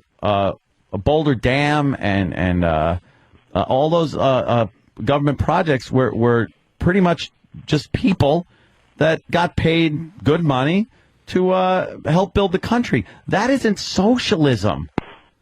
Yeah, goodbye. Socialism is... what happened there? I don't know. He hung up. That's weird. He hung up. Socialism is giving money to people that aren't earning the money. And to me, that isn't a good thing. And that's what Obama is about. I'm sorry. That's what he's about. It was great as soon as we took that phone call, because, people are very passionate in what they believe in, whether you like Obama or hate him. Yeah. Some feedback just writes, "No!" Here we go again. Fuck him. But you know what? The guy said about it's good for the show. I'm just saying it's funny observation. The guy talking about the government-run programs. You know what? The government runs the Turnpike, and the state runs the fucking Parkway. Yeah. It's like they've been fucking charging us and charging us for. It's like, do you really trust them? But then again, privately run ones I don't trust either. How do they bring in all that money and they're bankrupt? That amazes me. Oh my God. That's what you got to do. You got to dig deep into these programs that are already there and find out where you can just chop the money off of these greedy motherfuckers. That's scary though, man. You can't do that. Yeah. That's too much work. That's no shit. That's too much work. And that's way too involved for one president or one administration. So just keep asking for more money to pay for the fucking waste that's going on in the government. I agree. Oh, it's horrible. Ka-ching, ka-ching. Hey, ka-ching. We got the Rush Limbaugh thing, so it does have legs. And this Britney Spears thing, maybe one of the listeners could explain what the fuck, because they're just doing a lot of time on her song with the hidden message, and I still don't. Hidden message? I still don't get it. Her hidden message is, "I'm a cunt." No, I saw this. At first, I didn't get it, but now you get it. Yeah. When you hear the song, really? Well, the name of the song is "If You Seek Amy." Right. And if you slow it down and kind of say If you seek Amy. Right. If you seek Amy. If you seek. That's like if you see K. If you see K, tell her I'm looking for her. It's a fucking third grade joke. Well, say it again. If you seek Amy. If you seek Amy. Fuck me. Ooh, she spelled out the F word. Who gives a shit? Well, she's brilliant because that's all they're talking about on the fucking news today. Is it? F-U-C-K? Putting more money in her, what is it called? Coffer? Yeah, lining her pockets. I hate when I say that. putting more money in her coffer. She's getting us all by the purse strings. Here's Rush Limbaugh and what he had to say. And that's how grown-ups and professionals object to political developments. They follow civilized rules, they use civilized language, spoken in measured tones when possible. So what's Rush Limbaugh got to do with this? Rush Limbaugh said on his radio program yesterday that he hopes Barack Obama fails. He said that. He said that on Inauguration Day. Not out of context. No, he said it. Quote, I hope he fails. So I like Obama, but that doesn't bother me. You should be able to say that fucking crap in America. That had to be someone from CNN. You were MSNBC, one of those fucking... No, it's CNN. CNN is one of the most liberal news sites I've ever seen in my life. Fucking baby liberals. It really is ridiculously liberal. Why are they not fucking complaining about everything Sharpton says? And he's a guy who's actually in the part, you fucking inconsistent, dumb fucking lefties. You understand? That's why it's so hard to like you. Yeah. Rush Limbaugh and Coulter. He should be able to say whatever the hell he wants about the president. Rush is a talk show host. He can say whatever he wants. You can call him an asshole, whatever you fucking want. But then there's people that have, calls to have him removed. Oh, this is awful. Death threats. I'm just mad that they haven't picked up on the fact that you said the exact same thing. Jesus way before Christ. Rush. Come on. Help us out over here. Here's the 100-point thing. Oh, look at these girls. They're doing a huge story on it. Maybe we could get some audio of this. I want to see how lame this team is that they couldn't score 1 point. This must be the team that lost, right? It's got to be the team that lost because they're too cute. Yeah, they're you see them chewing their toenails sitting in the corner? They're all blonde, blue-eyed. Prince Harry. Cares. Girlfriend called it quits. I heard she put it up on Facebook. She really did. She probably wanted the guy who didn't have fucking rosy red rosacea cheeks. Wait, she said that's a hard breakup. Who said see it? She did. Wow. She said his military schedule was getting in the way of their love life or their life she or must whatever. have a pussy made of silk. She must have be brave enough to be doing that. And you're lined up for some pretty good cake. If you hook up with him. Cake. Yeah. I thought she was lining up for some cock. Some cock. Some cock. You want some cock? If you leave the prince of a country because his military schedule is too much, your pussy should get caught in a wood chipper. I'm so glad you said schedule. Schedule. That's how they say it. That's when you know some you're reason. talking to a Brit. Speak English. They try to speak like we do until they have to say schedule. Schedule. I have to check my schedule. Let me check the schedule. That's probably actually right, though. Who gives a crap? Not in America, it's not right. Fuck that. We say schedule. Them and their stupid English. Yeah, you're right. Fuck them. Their language sucks. Ours is great. So Rush says, I hope Obama fails. This anchor is going to really infuriate a lot of people. Who is this guy? I know him. Faggerty? It's what the hell's his name? Whatever. Here's the news. Here's the next part of it. The words in and of themselves obviously do seem shallow, maybe oversimplified, a little pouty, wounded, and wounding, too. But I want you to hear them for yourself. You're going to hear his entire rant. Is he a lone wolf, or is he trying to signal the beginning of an obstructionist movement among Republicans? Obstructionist movement. A guy, you fucking faggots. A guy expressing his opinion. Is he trying to start an obstructionist movement? Right. Boy, they fucking babies. They don't like outside opinions or differing opinions. Nope. You're everything you hate, liberals. You're everything you fucking hate. They'll never argue the points. They'll always just condemn you. You know, Hannity. Hannity. No, that's. I was going to say Hannity might challenge you on your liberalism tonight, there, Jimmy. Have my liberalism. Yeah. Ant says you should go at it with Hannity tonight. About what? He's not a big Obama supporter. I would tell him I like Obama, but I think you could have some fun with Hannity. Is what I'm saying. I couldn't argue policy with Hannity because I'm sure he knows a lot more about than I do. I wanted to be like, I like Obama. Why? Black. I'll ask him why. That's what he's going to say. I want a black president. All right. That was Jimmy Norton, ladies and gentlemen. I would rather have had Colin Powell, but your boy left him swinging in the United Nations, so we couldn't have him on the Republican ticket, thanks to him being ruined, because he's pointing at an ice cream truck. So you're ready. Saying it's, you're ready. It's uranium. I can't wait to watch tonight. Is it live? I don't think we're debating. He's going to try to get into your mind a little bit politically. Are you on that portion where they have because it's they call it like the panel? I think so. And okay, so it'll be you, a liberal, maybe two conservative, other people. and me. two other people, right? He might have Geraldo and then or somebody. Hannity. He likes Geraldo on that. No, that's cool. He's Hey, he's great though. You'll have a great time. It's better without the fucking Combs.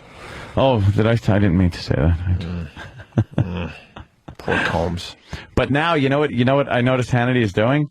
He's actually starting to put in some things on his show that resemble what Colbert goofs on about conservative-based shows, like the word of the day kind of a thing. And Hannity's really doing these things, but almost tongue-in-cheek. Like, all right, Colbert can goof on this, but let me do it. But I'll be serious. I'll show you how ridiculous these motherfuckers do sound. Because he's got this lib speak, his lib word. You know, I don't know the exact title of it, but it's this double talk that these libs get up there and start babbling, and then he puts what they really mean. It's very funny. Yeah, he just does an amazing job. Yeah, Colbert Report. The Colbert I like Report. to say report.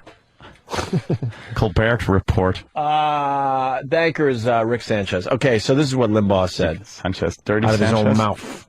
I don't want. Look, what he's talking about is the absorption of as much of the private sector by the U.S. government as possible, from the banking business, the mortgage industry, to the automobile business, to the healthcare. I do not want the government in charge of all of these things. I don't want this to work. So I'm thinking of replying to the guys, okay, I'll send you a response, but I don't need 400 words. I need 4. I hope he fails. Now, that is in context, you dumb fuck. Holy shit. He said, I hope so. No context. Why he said no, what nothing. he said. Yes. Unbelievable. You liberal babies. The fact that guy is expressing a very legitimate concern. Point of view politically. Sure. Yeah. He says, I don't want the government in charge of all these things. I hope he fails. Yeah. In getting the government to be in charge of this absorption. That doesn't mean no matter what he does, I hope it fails, which is the way they're presenting it. They are fucking sickening Yeah. little children who cannot fucking go head to head with them, and they can't fucking deal with Hannity, so they want them you fucking babies. God, I hate them. Liberal media has never been able to go head to head with conservative talk shows. Fuck. And you can rip apart conservative talk shows because a lot of times, like I said, they just toe the party line, and they're very vulnerable. You could rip them apart, but they just can never fucking get it done. Because Rush has been sticking his dick in. I'm not even in love with him, but he's been sticking his dick in their mouth for all these years. How about this, you fucking babies? When you hear that, how about instead of, like you do, harping on the little knee-jerk reactionary thing at the end, how about you address what he said about the government absorption of banking and the auto industry? How about you address the point he made instead of that little bit of window dressing at the end? The soundbite. How about that, you fucking knee-jerk reactionary idiots? Just to throw a little more info. Assholes is right. I just want to throw a little more info into this. Coming in by a lot of people, but I'll go with Greg Brady's leftovers from Whackbag. Hey, fucking Limbaugh was saying that Democrats were traitors because they didn't support the president. Fuck Limbaugh. Why aren't his statements considered unpatriotic? What? I guess he said once that you got to support the president no matter what. But he doesn't support the president. When Bush was in office. He's probably saying supporting the president at a time of war is not the same as not criticizing his policies. Yeah, I want to see what that was all about when he said it the other way. I'd like to see the context of that because. Yeah. What a bunch of fucking babies.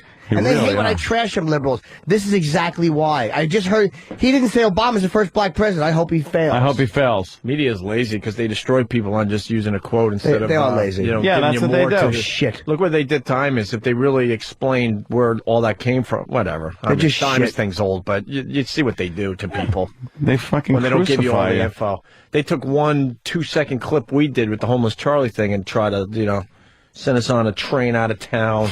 Yeah. Bye-bye. Without explaining that it was a crazy homeless guy. We had nothing to do with him. That's what they said. All of a sudden, it was a character that we invented. It said Opie and Anthony show. Not to make it about us, but we understand how this type of thing could be a problem. Yeah. The Opie and Anthony show talk about rape of First Lady and Secretary of State and the Queen. Right. And it was like, yeah, that makes a great little fucking quotable soundbite or quotable piece of print up on your news thing. How about saying what it was? a homeless guy coming into a satellite radio show, able to voice whatever loony opinions he has, because first of all, it's entertaining. Mm-hmm. Secondly, no one opens up a forum like that to a crazy homeless guy and let him talk about whatever he wants to talk about. That was this forum. That's what this is supposed to be about. But our audience also understood that it was this guy was a lunatic and just rambling. That's what I mean. Yep. We didn't have to exactly. explain that No.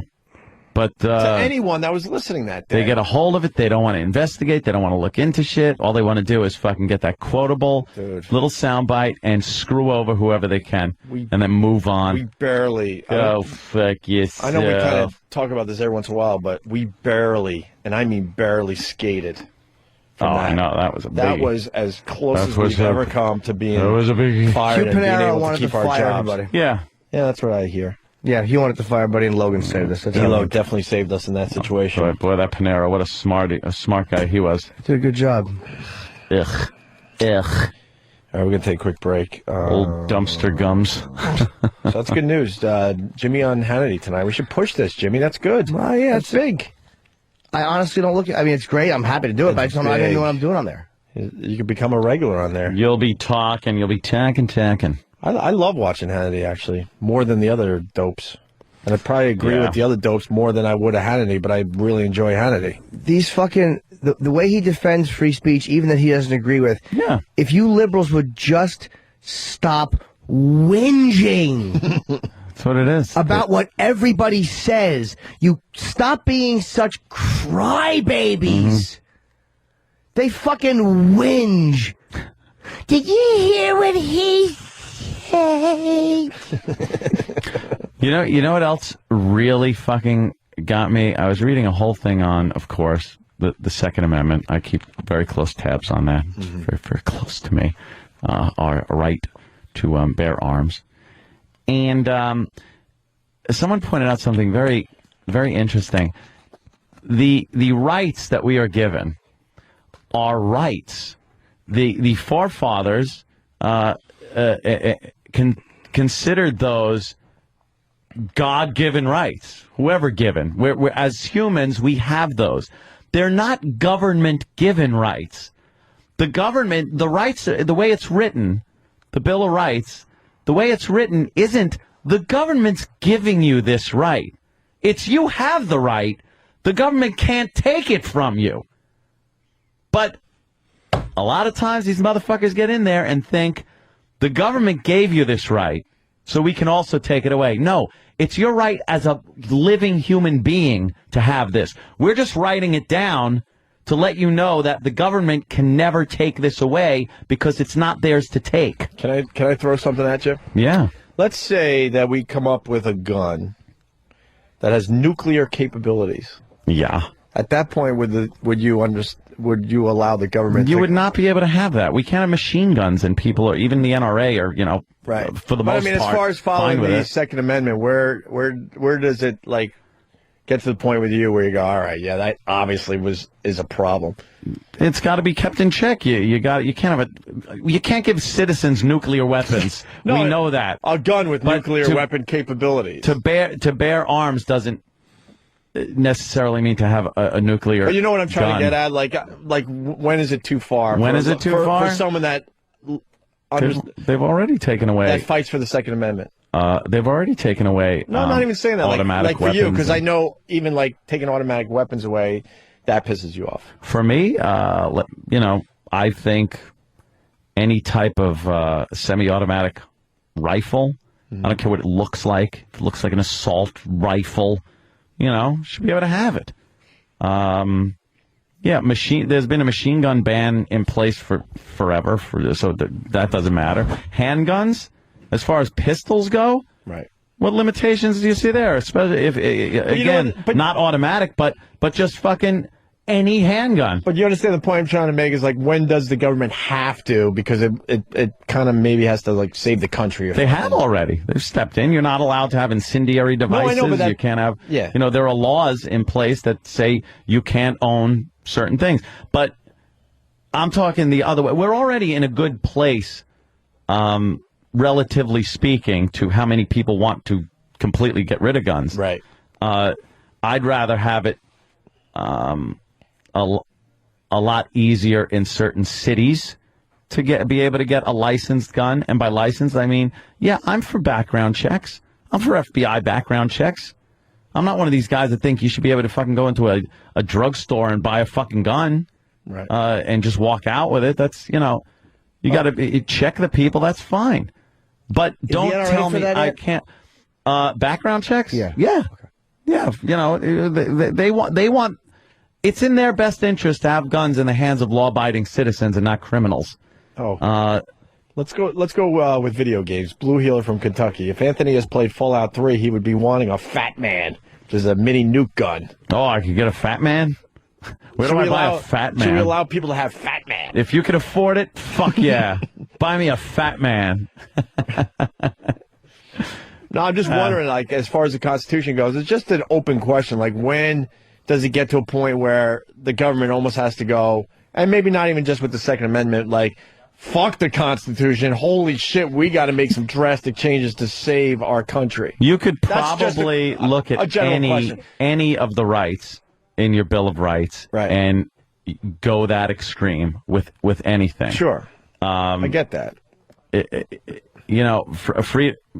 Freedom of speech. Take the First Amendment. Mm-hmm. Freedom of speech. There's plenty of instances where you don't fucking have freedom of speech. Of course. Where's the line? Like you talk about that. When does it get to a point where the government goes, has to fuck step in. the First Amendment, we have to do some drastic things here to save America? That's been done. Time, place, and manner, I think it's called in the First Amendment for free speech. Can't yell fire in a movie theater. Right. You cannot incite people to riot, and there's something else you can't do. But they already have that in place, things that where free speech is not covered. What if they get really nervous about the internet because how everyone is connecting with each other and interacting, and they finally have to go, oh, wow, this could destroy... But the thing is that in the Constitution? What? In the First Amendment? Mm-hmm. What you just said? Yes, I believe it is. Time, place and manner. I believe it. Again, I'm going back to high school. Mr. Anderson was my teacher. I believe it is that's what free speech. I don't know how it's stated in there. Maybe that's the way people summarize the asterisks for free speech in the First Amendment. I don't know. Right? Yes, sir. Yes, sir. Sorry, I was just looking that one. Yeah, I'm sure there's a lawyer that can call and tell. I could be mistaken, but I know that it does not. Lawyer. It does not cover certain. By the way, things. As far as the gun thing goes, I used to be kind of a rah-rah. Yeah, let's get the guns off the streets. Until my pal here, Anthony, kind of like educated me about the whole thing. It's yeah. So I'm not as rah-rahs about that as I used to be. No. No, because and then I did more of my research, and the bad people are going to get the bad guns. Yes.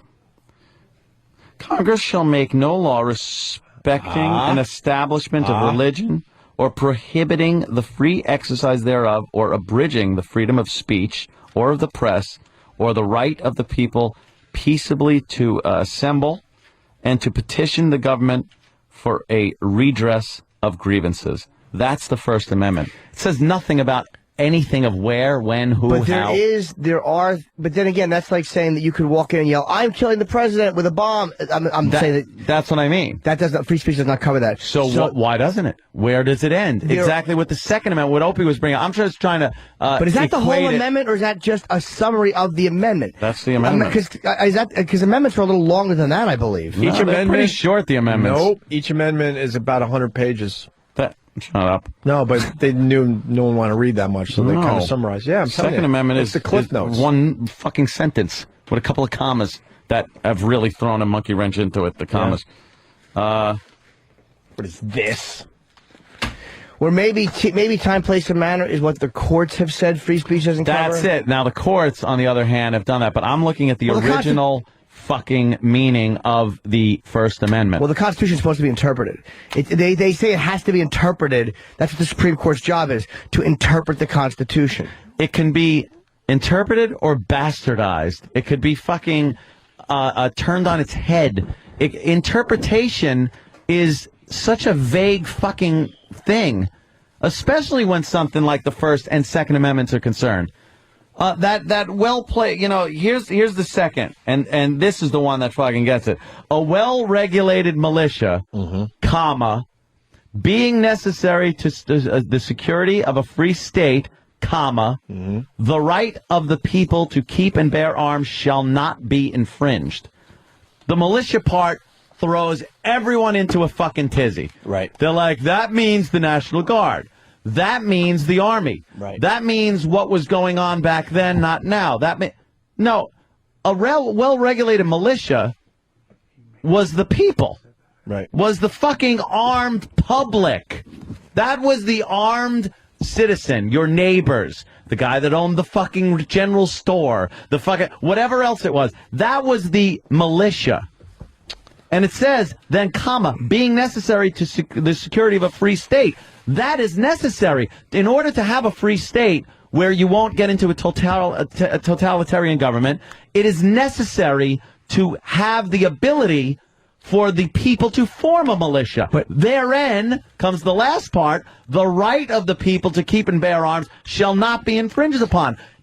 That's the most important part because it makes sense of the first part. But, dude, the Constitution, it has to be interpreted as times change. Like, I know that when it came to, like, it was Brown versus, was it Brown versus Board of Education? It was separate but equal, like black and white schools. They said the mindset of the Constitution authors should be taken into account. What their intention was.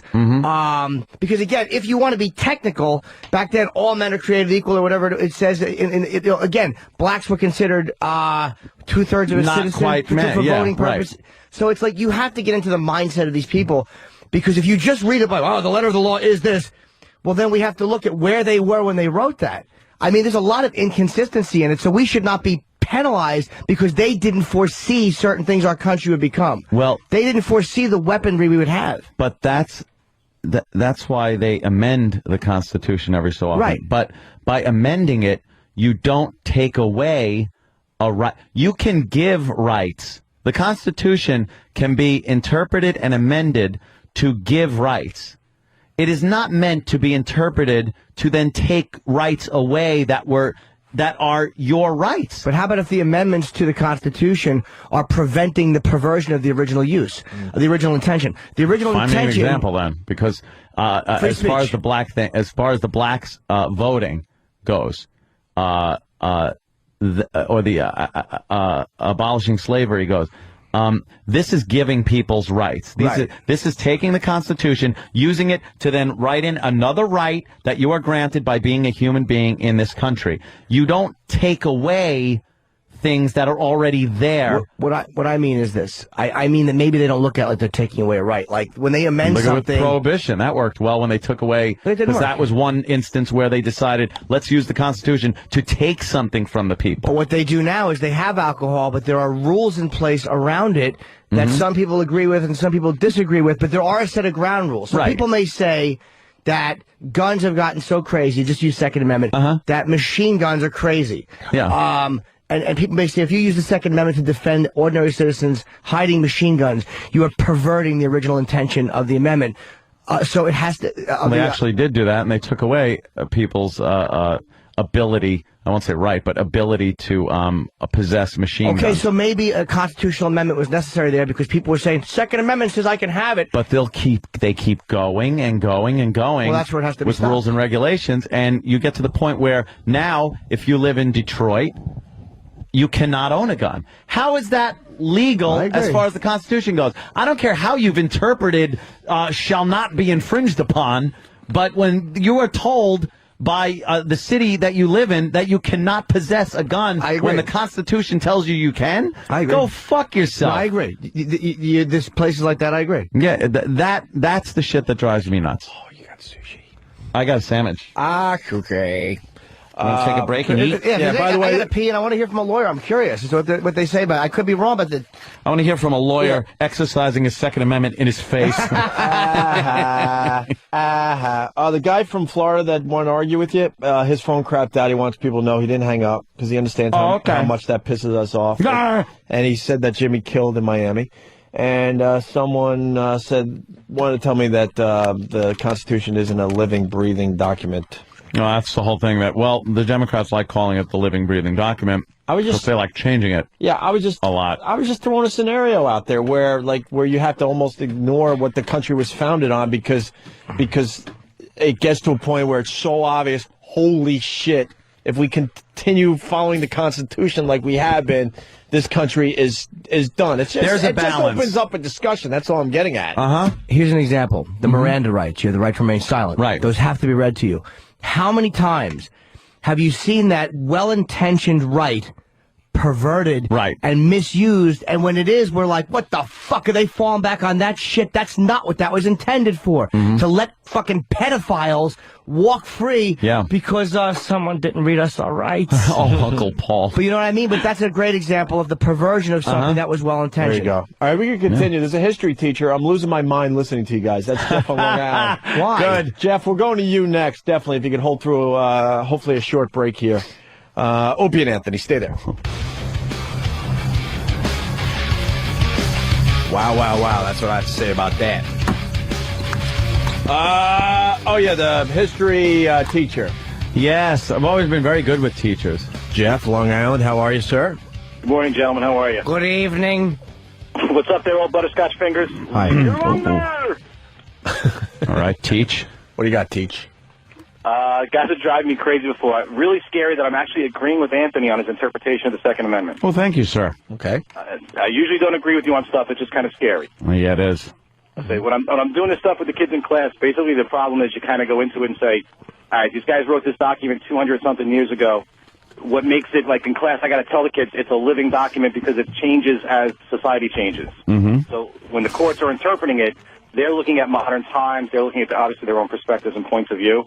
But it's basically stating, that one in particular, I don't understand how a state could tell you can't have a gun, or a city could tell you can't have a gun, when the federal Constitution says that you can. It's completely ridiculous. Exactly. Can I jump in for 1 second and go with the Constitution 101? When they wrote this thing, but when they wrote this thing, and I really don't know the answer, did they understand that this document would have to change as America grew or not? Yes. That's the premise that most people would say. But is that open for interpretation, or was it where they said, look, we got this, but it's going to have to change as we develop as a country? Do you know the answer to that, Ant? Process in, yes. There's an amendment process. Yeah, that's why they allowed it. They didn't just say, here's your 10 commandments, right, and you will live by these. Right. But that was my point. My point is they left things to add on. Right. It's not there to take the existing rights away. It's there to give more rights as times change. I know the interpretation of the rights that are there already is a big issue, as far as being called a living document. But there are certain rights that are just your right as a human in this country that are not to be infringed upon. I don't know how much more clear that has to be. I think sometimes what the point is something like, if something has gotten to a certain point where it presents, I think, what people see as a real danger, then the right of the people to be safe and secure is greater than the right of the individual. In the sense of a machine, like saying making machine guns legal for everybody. The right. You just fucking sold. I have to say, you got to go. The Second Amendment's very, very clear. And again, it's one sentence that has created thousands of court cases, thousands of volumes and stuff. It's very simple, and it's a modern thing. We look at it and say, okay, then they've got to amend it if that's the case. Jimmy just sold me illegal search and seizure.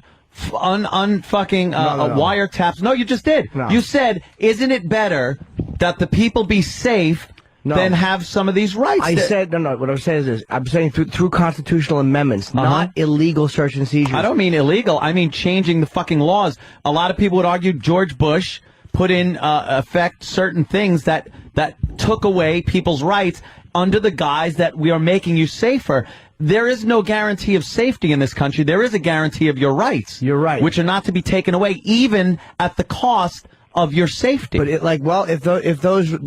then you're making the same argument that people who say Guantanamo is wrong, and people who are saying like that side of it, like, hey, They didn't have the right to search him. Dude, so if they're they holding can't- innocent people in Guantanamo, then I'm saying, yeah, that's fucking wrong. But guilty people. But yes, guilty people. That's the difference with what my thing on Guantanamo is. We do have the right as a society. But I'm not saying that the right of the people can mean sure the individual has no rights. But if one of the rights listed in the Constitution, excuse me, here's an example of it. In yelling fire in a movie theater. Yeah. That is an individual's right being perverted and endangering the rights or the safety and security of other people. So we as a society have the right to come in and go, you know what? You cannot do that.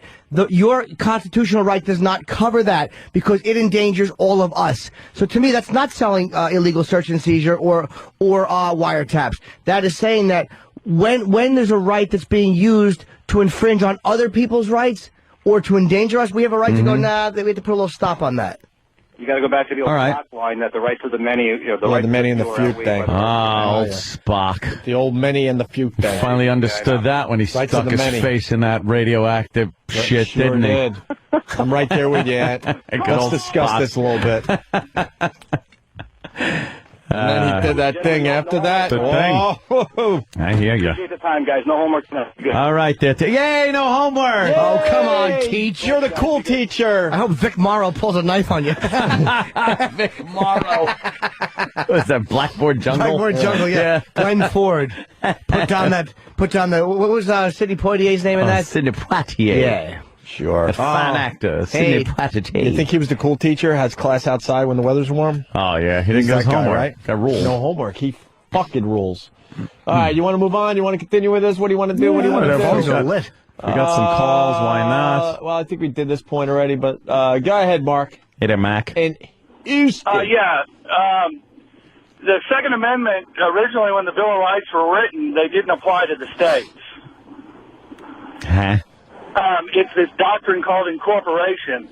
And when the 14th Amendment was passed, then the Bill of Rights began to be applied by the states by the court. The Second Amendment, and I believe the Seventh Amendment, the one dealing with grand juries, have never been applied to the states. The states are not bound to follow those amendments. That's why some states don't have a grand jury. Oh. And so that's why Detroit can ban all guns. Now, this case last year in Washington, D.C., most legal people are saying that has begun the incorporation process of the Second Amendment. So that with that case and follow-up cases, the assumption is that those cases will be eventually applied to the states. And then to go to Opie's point about the Constitution, there was disagreement even at the time of the writing over whether Alexander Hamilton and his followers believed interpret it however.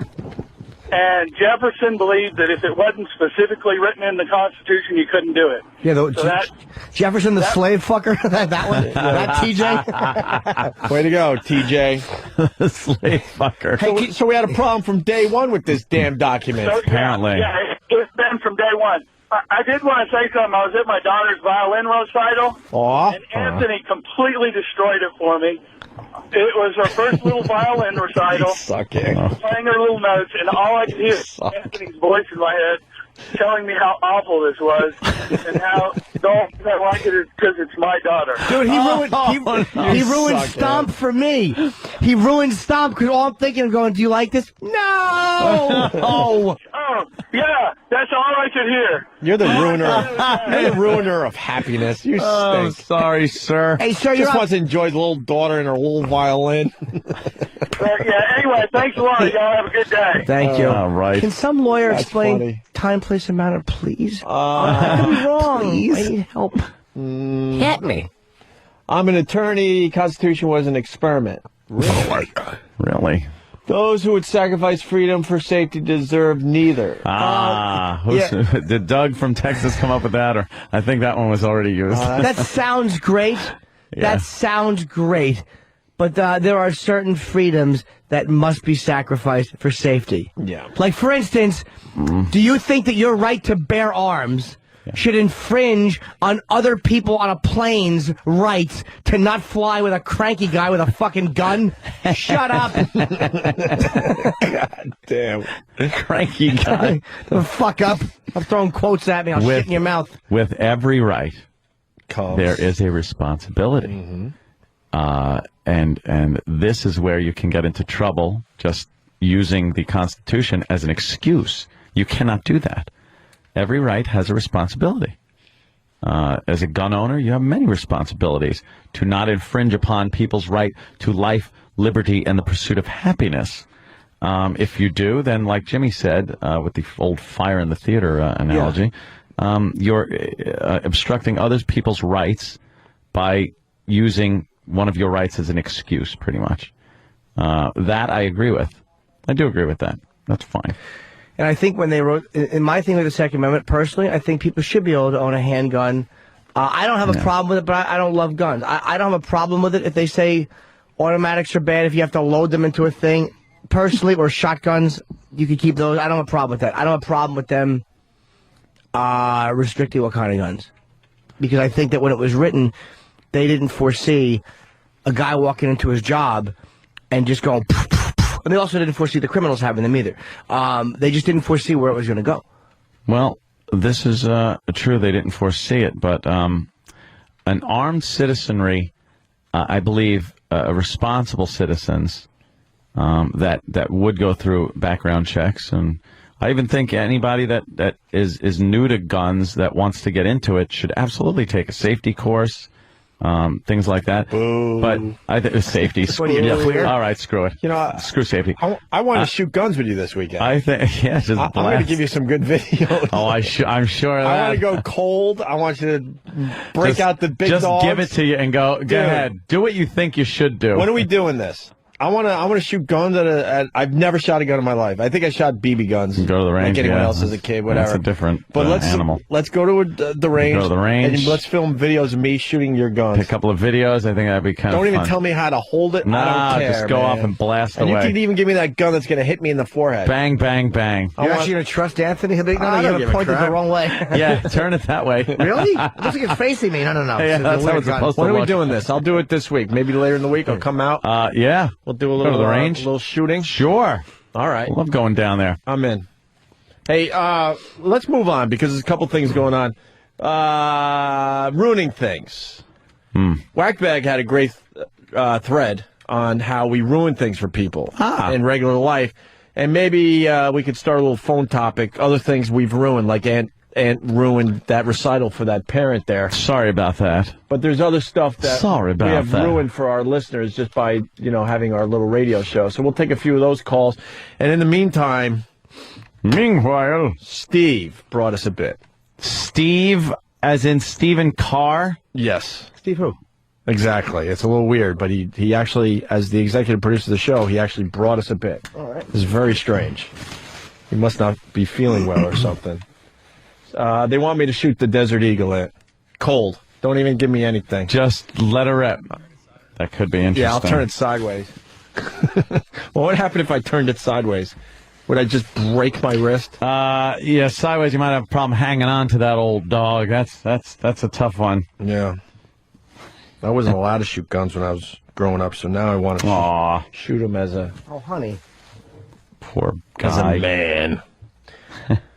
Steve brought rock stars going off on audience members. Really? And I looked at Dame like, what do you, did he hear this? And he went... the shoulders like he has up, no idea. The hand, the palms not facing making fun up. of it, by the way. No, I'm I made the motion because I don't know what it is and I didn't hear it, so I can't really comment. Yeah, what is this, Steve?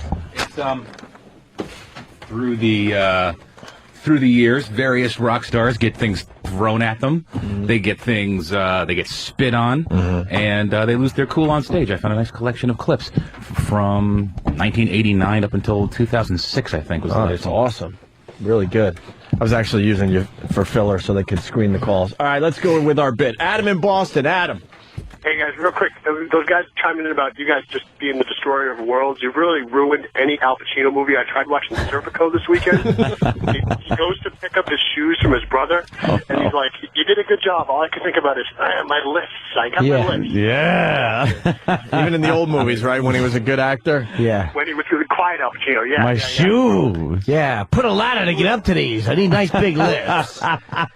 Put little motorized things that scoop me along. I need stilts with laces. You know that when the Oscars and the award shows start coming around, the Razzies come out, the movies that they hate. Pacino up for 2 for that 88 minutes. And Right to Kill. And for Righteous the one Righteous Kill. He stunk in Righteous Kill. And so did De Niro. De Niro should be up for one, Both too. those movies were up for it, and I think as like worst movies. What a bag of shit that movie was. Just, yeah! It was fucking, what are their names? Hey, Turk. Oh, Rooster and Turk. Gay lovers from the 30s. I hate when characters say each other's names. Okay, Turk. Rooster, or are you Turk? I don't know who I am. It's like I got a rooster on my head. Yeah. Should have been shrimp and fatso.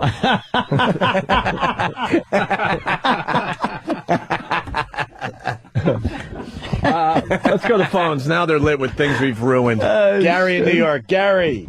What's up, boys? Hi, Gary. I was dating a black girl for 2 years before I started listening to your show. Ruined interracial relationships, did we? I say, look how I say we. All right, let's say hi to Newsday Laura. Newsday Laura. Hi, buddies. Good evening. You work for a newspaper. How stupid are you? Newspapers are going away. Oh, okay. But Laura. I wanted to say that Anthony has ruined my dog sitting on the couch or going on the bed. See? Why? Because anytime, we're on Pal Talk, I show him we got a new lab puppy. He goes, oh, that's cute, but dog rubs its asshole all over the fucking pillows. Then you put your head on the pillows, and you're fucking right in your dog shit. And now you're sniffing dog asshole. That's why I don't like watching dogs up on people's couches. Even better, though, a dog will, clear out its own asshole, and then the owner will do the give me a kiss thing. Kisses. The tongue was just up its own ass for the last 10 minutes. If you watch a dog sit, if a dog sat with its tail underneath it, so its tail was covering its asshole, that'd be one thing. Sure. But dogs will sit on the couch with that fucking brown asshole just sitting on your cushion, and then it'll get up, or sometimes you'll chase them away. Hey, shoo, doggy, shoo, I want to lay there.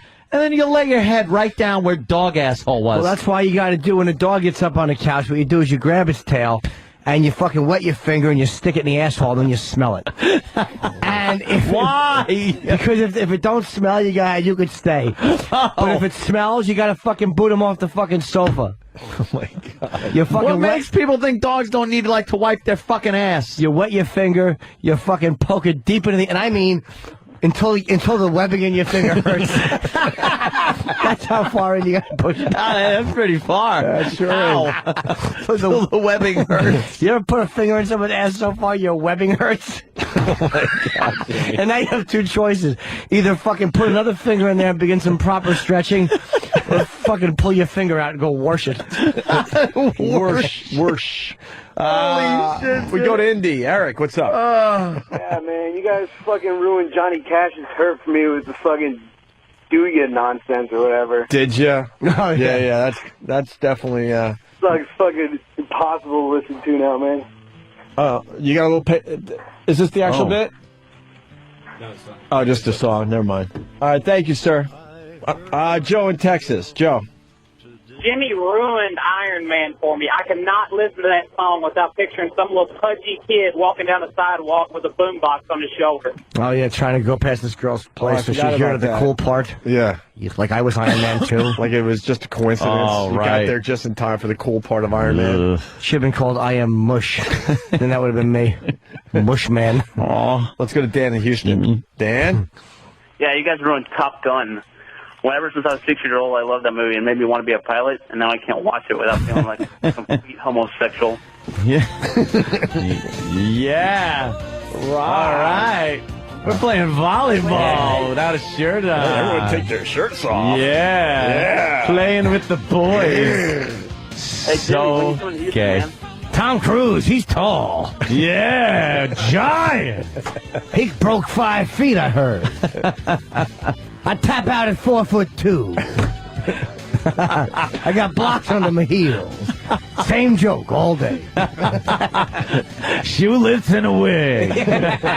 That's right. Without my shoe lifts and a wig, I'm 4'1". When I put them together, I'm 6'8". 6'8". It's a big wig. Top of the head's puffy, isn't it? Yeah. Sometimes a ceiling fan will catch my wig and spin me in a circle. Knock me into the buffet. Let's say hi to Dave in Jersey. Dave. I gotta wear moon boots. What's up, Dave? Yeah, I can't do Pete's anymore because every time I do, I think of Joe Nicolicki. Oh, he can't. Oh, you pizza grease. You ruined pizza grease for Yeah, this guy. sometimes when you pat the grease on the top of a pizza. Yeah. What are you going to do? I got engine oil all over my wig. I handed it to Liam Neeson.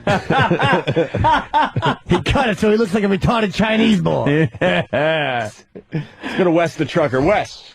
Hey, what's going on, boys? Hey. You guys, like, these callers are kind of pushing out because you guys ruin more than movies. You basically ruin our fucking lives. I mean, everything I do, I see a fat chick, I'm like, where's your size 14? I mean, every time I see a black person, I'm like, Obama president now. And every time someone cuts me off, I hear Jimmy going, hey, stupid.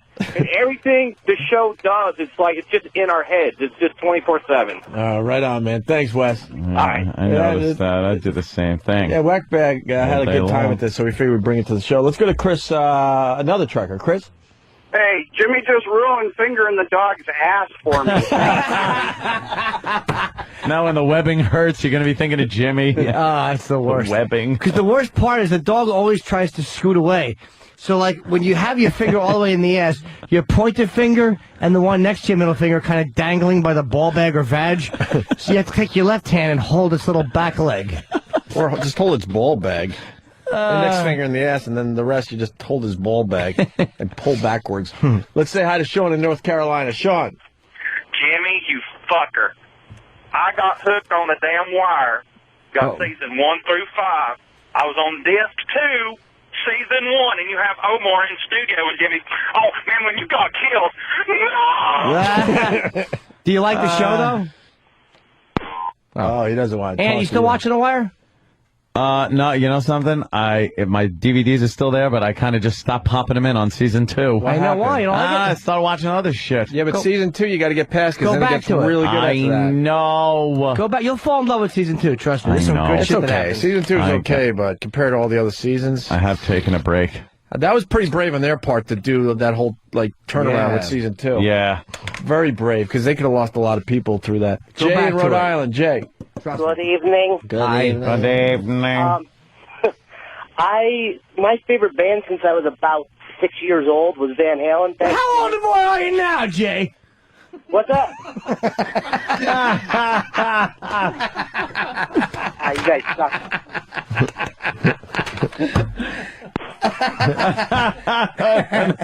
You ruined Van Halen for that guy. Yeah, Roz, Connecticut. Roz. Anything that has to do with retards. My wife's watching the Hallmark Channel. I like turtles. Nice. Wow, look at this. Gooch in Cleveland. Gooch. What's up, fellas? LeBron.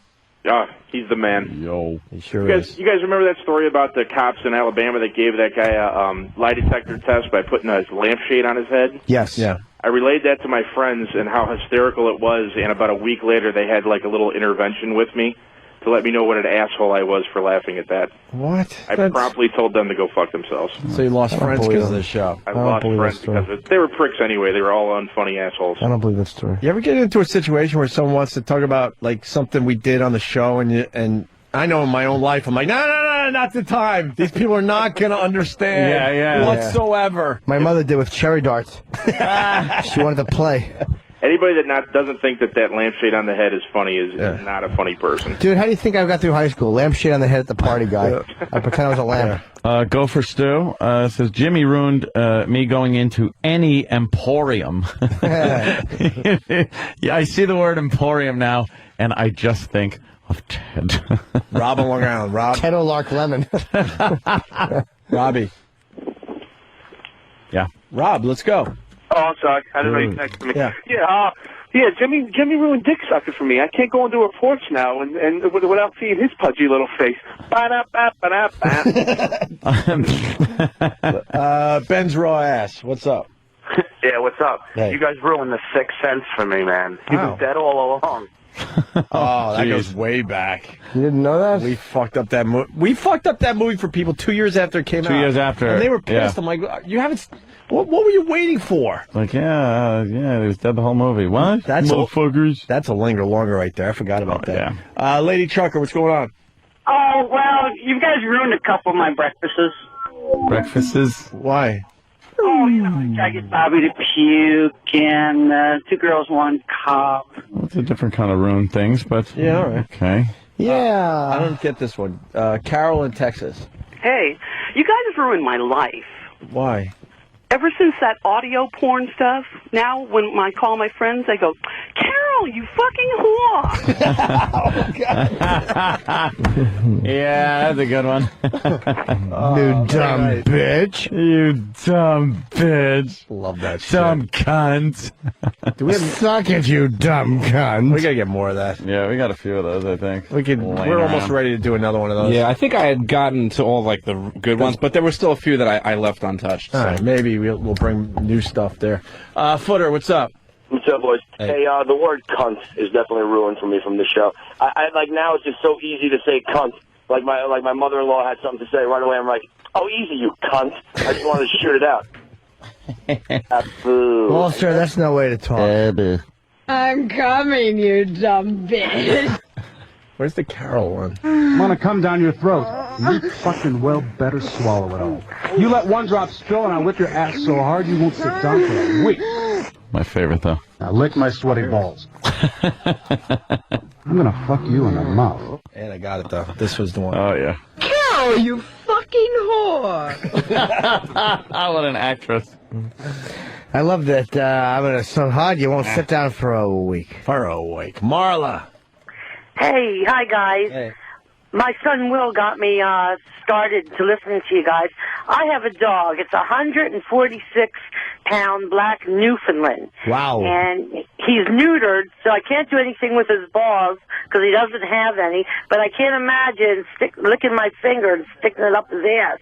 You guys just ruined me and the relationship I've had with my dog. 150-pound Newfie. Now, Yeah. how much hair does that fucking thing shed? A lot. And he's going to keep growing for another year and a half. How much shit just hangs from the fucking hair around its asshole? Okay, I love you guys. We went too far for her. She got shit wind chimes hanging from its fucking ass. The fucking thing probably sheds like a cancer patient in a paint shaker. Let's go to Kristen in Georgia. Kristen. Hey, boys. Y'all have ruined sex for me because now whenever I'm having sex with my husband, I just want to start screaming, "Oh, Bill!" And his name's Adam, so that's kind of a problem. So do the words that reverse, whatever they're called, say Madam in Eden, I'm Adam. And then tell him that if you reverse that, it's spelled exactly the same way. He'll come instantly. Let's go to Greg in Chicago. Greg. Guys, you've ruined my outlook on life. Now, I go back to when you guys were on the air in Chicago before they got stupid and canceled the show. Yes. Right. I've been listening to you guys nonstop since I got my new car last year. I can't look at anyone without thinking of something from the show, whether it's, hey, stupid when I'm driving, or, I wonder what your balloon knot's like. Mm-hmm. I can't, literally cannot stop. Now, on the other hand, you've made me laugh like I haven't laughed in years. Oh, thank you. Oh, thanks. Thanks for listening to the show. We appreciate it. Here's a good one. Paul in Jersey. Paul. Oh, wait, that guy had nothing. Yeah, you guys ruined me going to Good guy, church man. from a long time ago. What do you mean? The whole We got it. Spam. I keep on looking for places to have sex in the church.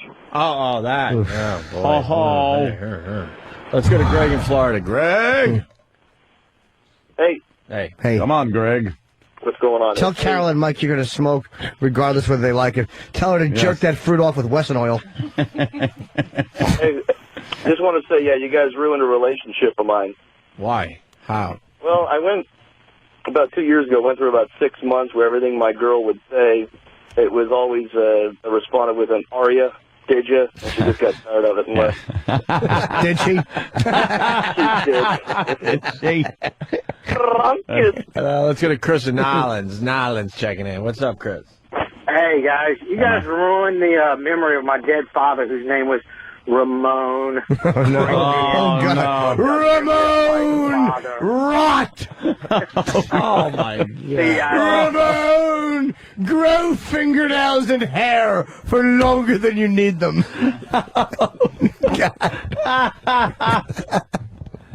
Ramon, has your jaw dropped?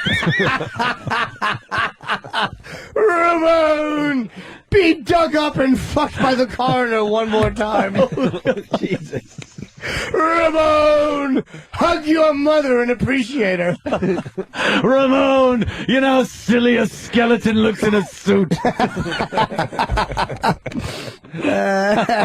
Ramon! Kneel by the tombstone and talk to it. Oh, God. Let's go to Alex in Binghamton. Alex? Yeah, hey, Alex! You guys ruined eggnog for me for life. Baby bird. Two words, true, baby too, yep. bird. Yeah. Thank you, sir. Let's go to Grove in Maine. Grove? Grove. Yeah. Grove. Well, Yeah, you've ruined breakfast for me and my Jimmy Jean Sausage. I miss that. Sausage. I miss that. Sausage. Have we I say played that in a while? Sausage. How long is the prank? It's not even a prank call. I can't even hear Jimmy Dean sausage without thinking of that anymore. We haven't played in so long. We like one time. Sausages. Ben in Arizona. Ben. Yeah, you guys have ruined lists for me. Every time, someone says, what are the things we got?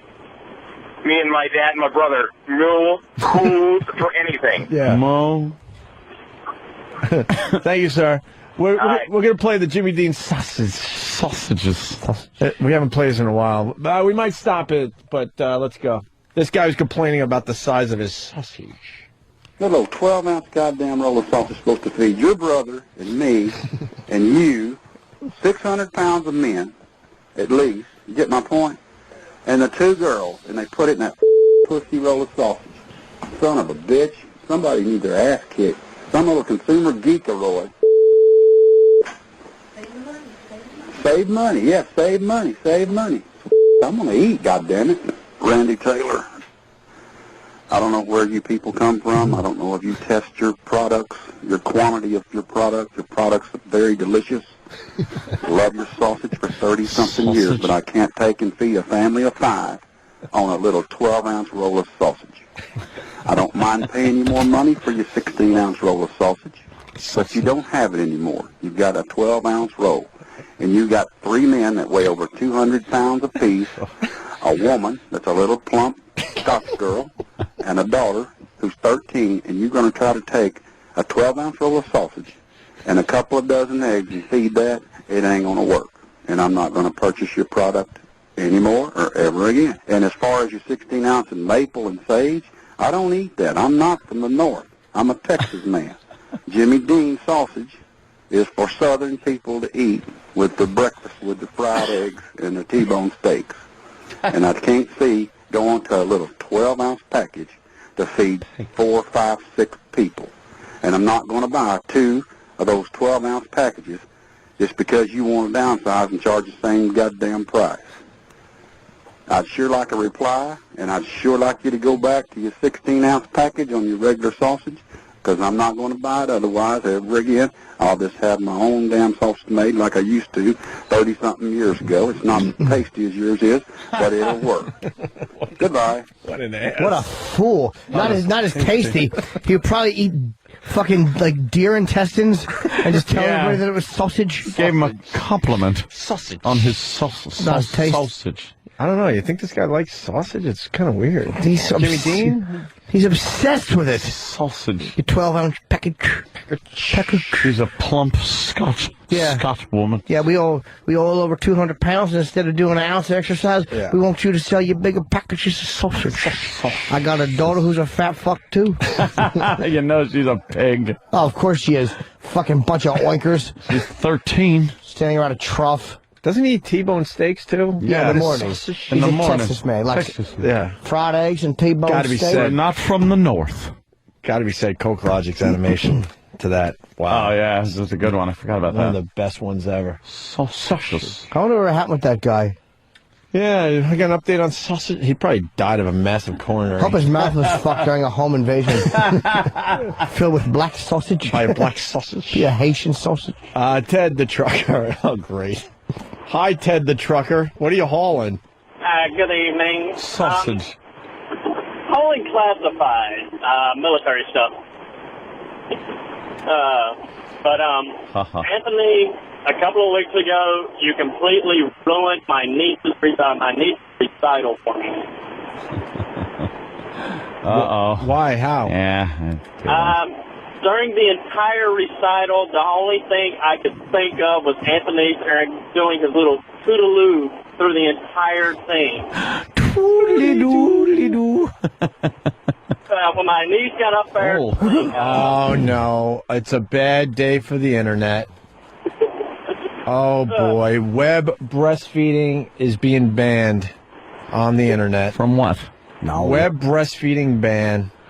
Oh, no. Hold on. We got breaking news, sir. Aren't so much about censorship as about a new commercialism. The content of Facebook isn't made by a Hollywood studio or by a production crew. It's made by the users of Facebook itself. In essence, the company makes money by selling the people to each other.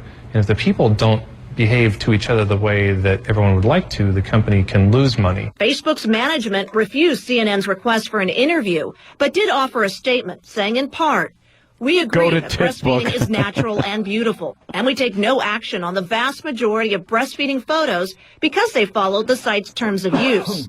Photos containing a fully exposed breast do violate those terms." Facebook also says almost all photos banned were flagged by complaining users. Roman just wants to promote breastfeeding, but she's also testing the boundaries of internet authority in a growingly web-connected world. Cara Finstrom for CNN, Los Angeles. So Facebook is banning... Children trained to kill. The man accused of organizing it faces charges today in a first-of-its-kind trial. Well, what are you going to do with the children? Jeez, look play where they're soccer. from. Stop it. At least they'll do something useful. They're banning that on Facebook. Yeah. Wow. I guess that woman had pictures of herself breastfeeding, and they said no. People, who's flagging it for like who are the people that flag fucking shit like that? I agree that it shouldn't be banned, but I've also had enough of women breastfeeding thinking that just because you're shoving your tit in a kid's mouth that you fucking bypass all fucking standards of decency. Go fuck yourself. Go in a toilet and feed your little shit. If I don't get to watch your husband dump his load in you, I don't want to see you feed the little cock. Enough already with you fucking thinking you can run through society with impunity with your fat udders juggling all over and some kids suckling them. I've had enough of fucking women breastfeeding. We get it. It's natural and it's beautiful. Point taken. Let it go. Could you use the word full instead of fat? Yeah, we've had enough of your full bosoms. Yeah.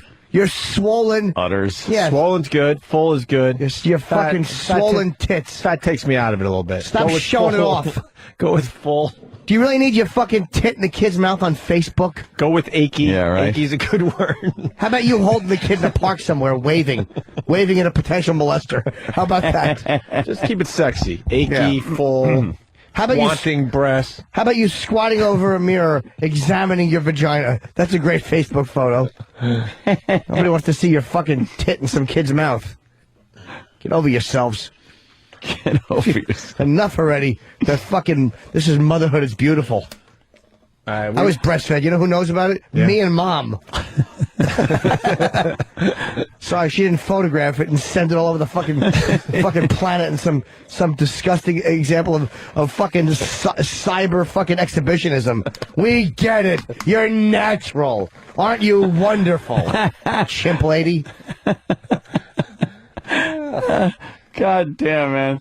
Yeah, like in the old days, people didn't just take a snapshot and then just Xerox it and just start mailing it out to people that they don't know. Because back then you knew when someone was taking a picture of you.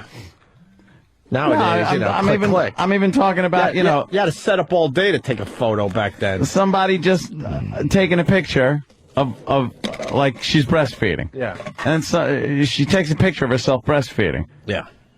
And this is the equivalent of then running off a bunch of copies and randomly just mailing them out to people all over the world. why would you do that on just because it's easier to do on something like Facebook? It is odd that people feel compelled to do that. I've just had enough. There's almost there's almost like an arrogance with it, like I'm gonna do this because I can. And it's like, yeah, there are times where legitimately you gotta feed your kid in public, that's fine. But just the way they fucking flop their tits out all over and expect us to look at the fucking greedy-handed little monster. Stick a bottle in his mouth when you're on a plane. Shut up. But the kid wants Enough of bitty. your tits. You pull that tit out. Yeah, really? Give him a peanut brittle. He wants bitty. Fucking sick of it. Let's get the fuck out of All here. you moms and your big nips. Jim's breastfeeding rant was brought to you by DirecTV. Call 888-961-DirecTV. Of course it is. Your sugar milk. Fucking awful. Fucking rotten, leaky silos. What does it taste like anyway? Sugar water. Why, you've had some? No, but I've heard enough people who have. No, why would I take that? Oh, wait, I had the ice cream that day. Oh, God damn. I forgot about that. Breast milk ice cream? Yeah, we made breast milk drink ice breast cream. milk? Dude, I ate never. breast milk ice cream. I forgot about that. And it went in okay, and then the aftertaste was horrendous. Never. Musty. Like sweaty or something. Sweaty or something. Sweat, because it was That's sweat right, in Danny there. tried it too. What do you think? There's only fucking milk glands that fucking Yeah, but pipe we out of made a there? nice- There's sweat glands. We made fucking sebum. We made a nice Shit vanilla glands. ice cream, though. Nice vanilla ice cream. What's in there? It was disgusting stuff. It tasted very creamy and ice creamy, and then it started tasting gamey. I don't even like fucking cow milk. I hate milk. It's a disgusting thing. I just hate saying milk. It's a tough word. It's ugh. It's an awful word, milk. It sounds like you have a lot of milk in you when you're saying milk. I like cereal. And it sucks because I can't eat it because that shitty fucking white cream crap has to go over it. No, you don't. You know what you do? Soy, man. What? Get someone to Go take get some soy. Or get someone to take a food poisoning diarrhea over it. I'd rather. Fucking eat that. Eat a food poisoning diarrhea cereal. Leaves a discolored ring on the fucking cereal bowl. You're always eating Count Chocula. Like, yeah, Cocoa Krispies. Look, turn the milk brown. Can you imagine that? A fucking food poisoning shite. You're fucking eating Cheerios. No. Trying to cut up a banana to basket. Just one of those piss out the ass fucking shit. Yeah. Oh, this is what a girl must feel like. The type that when you wipe your ass, you pull your pants up and realize that you have spatter on the back of your thighs. You ever have to fucking paper? You ever have to toilet paper the back of your thighs? I just abort the whole mission and jump in the shower. It's fucking. It's like you have to abort the wiping mission and jump in the shower. It's one of those shits where you have to fucking take toilet paper and use it like a towel from your neck to your ankles. Oh shit. Let's get out of here. It ain't getting better than that. Let's get the plugs in. We got Jimmy at Caroline soon. They're called follicles. 212-757-4100. February 5 through 8. And I'm also doing San Francisco and Poughkeepsie Bananas in March. And Hannity tonight. Yeah, no Hannity more tonight. Combs. Most people don't know that still. It's just Hannity these days. Yes, And Hannity. Jimmy's going to be on Hannity tonight at so. 9, right? 9 o'clock? Unless it's changed. 9. Yeah. Shake 9. that shit out, motherfucker. And tomorrow I want to play Would You Eat That? Everyone's got to say their boogers tomorrow. I'm not going to actually eat boogers, but I'll explain which ones you're supposed to eat. Which ones you should avoid. I couldn't even imagine looking at other people's snot. How are you even looking at that? Well, you just It'll be a little rough, but I'll look at them. That does give me the skeevies. How does that give you the skeevy heebie-jeebies? A little bit. Not as much as you, though. No. I can't even look. No. Don't. Jimmy's on the phone. Who are you talking to, Jimmy? I'm leaving work soon. Who are you talking to? Hey, am I doing Hannity tonight? Oh, his guy. What time is it? All right. Anything you got, Ant? Nah, I'm done ski till tomorrow. I think we're all done. What was it? Fucking- Oh, find my fucking phone. Right. I'm not forgetting anytime soon, Steve. Give me an update, Steve. And that's not Foundry Steve, by the way. No.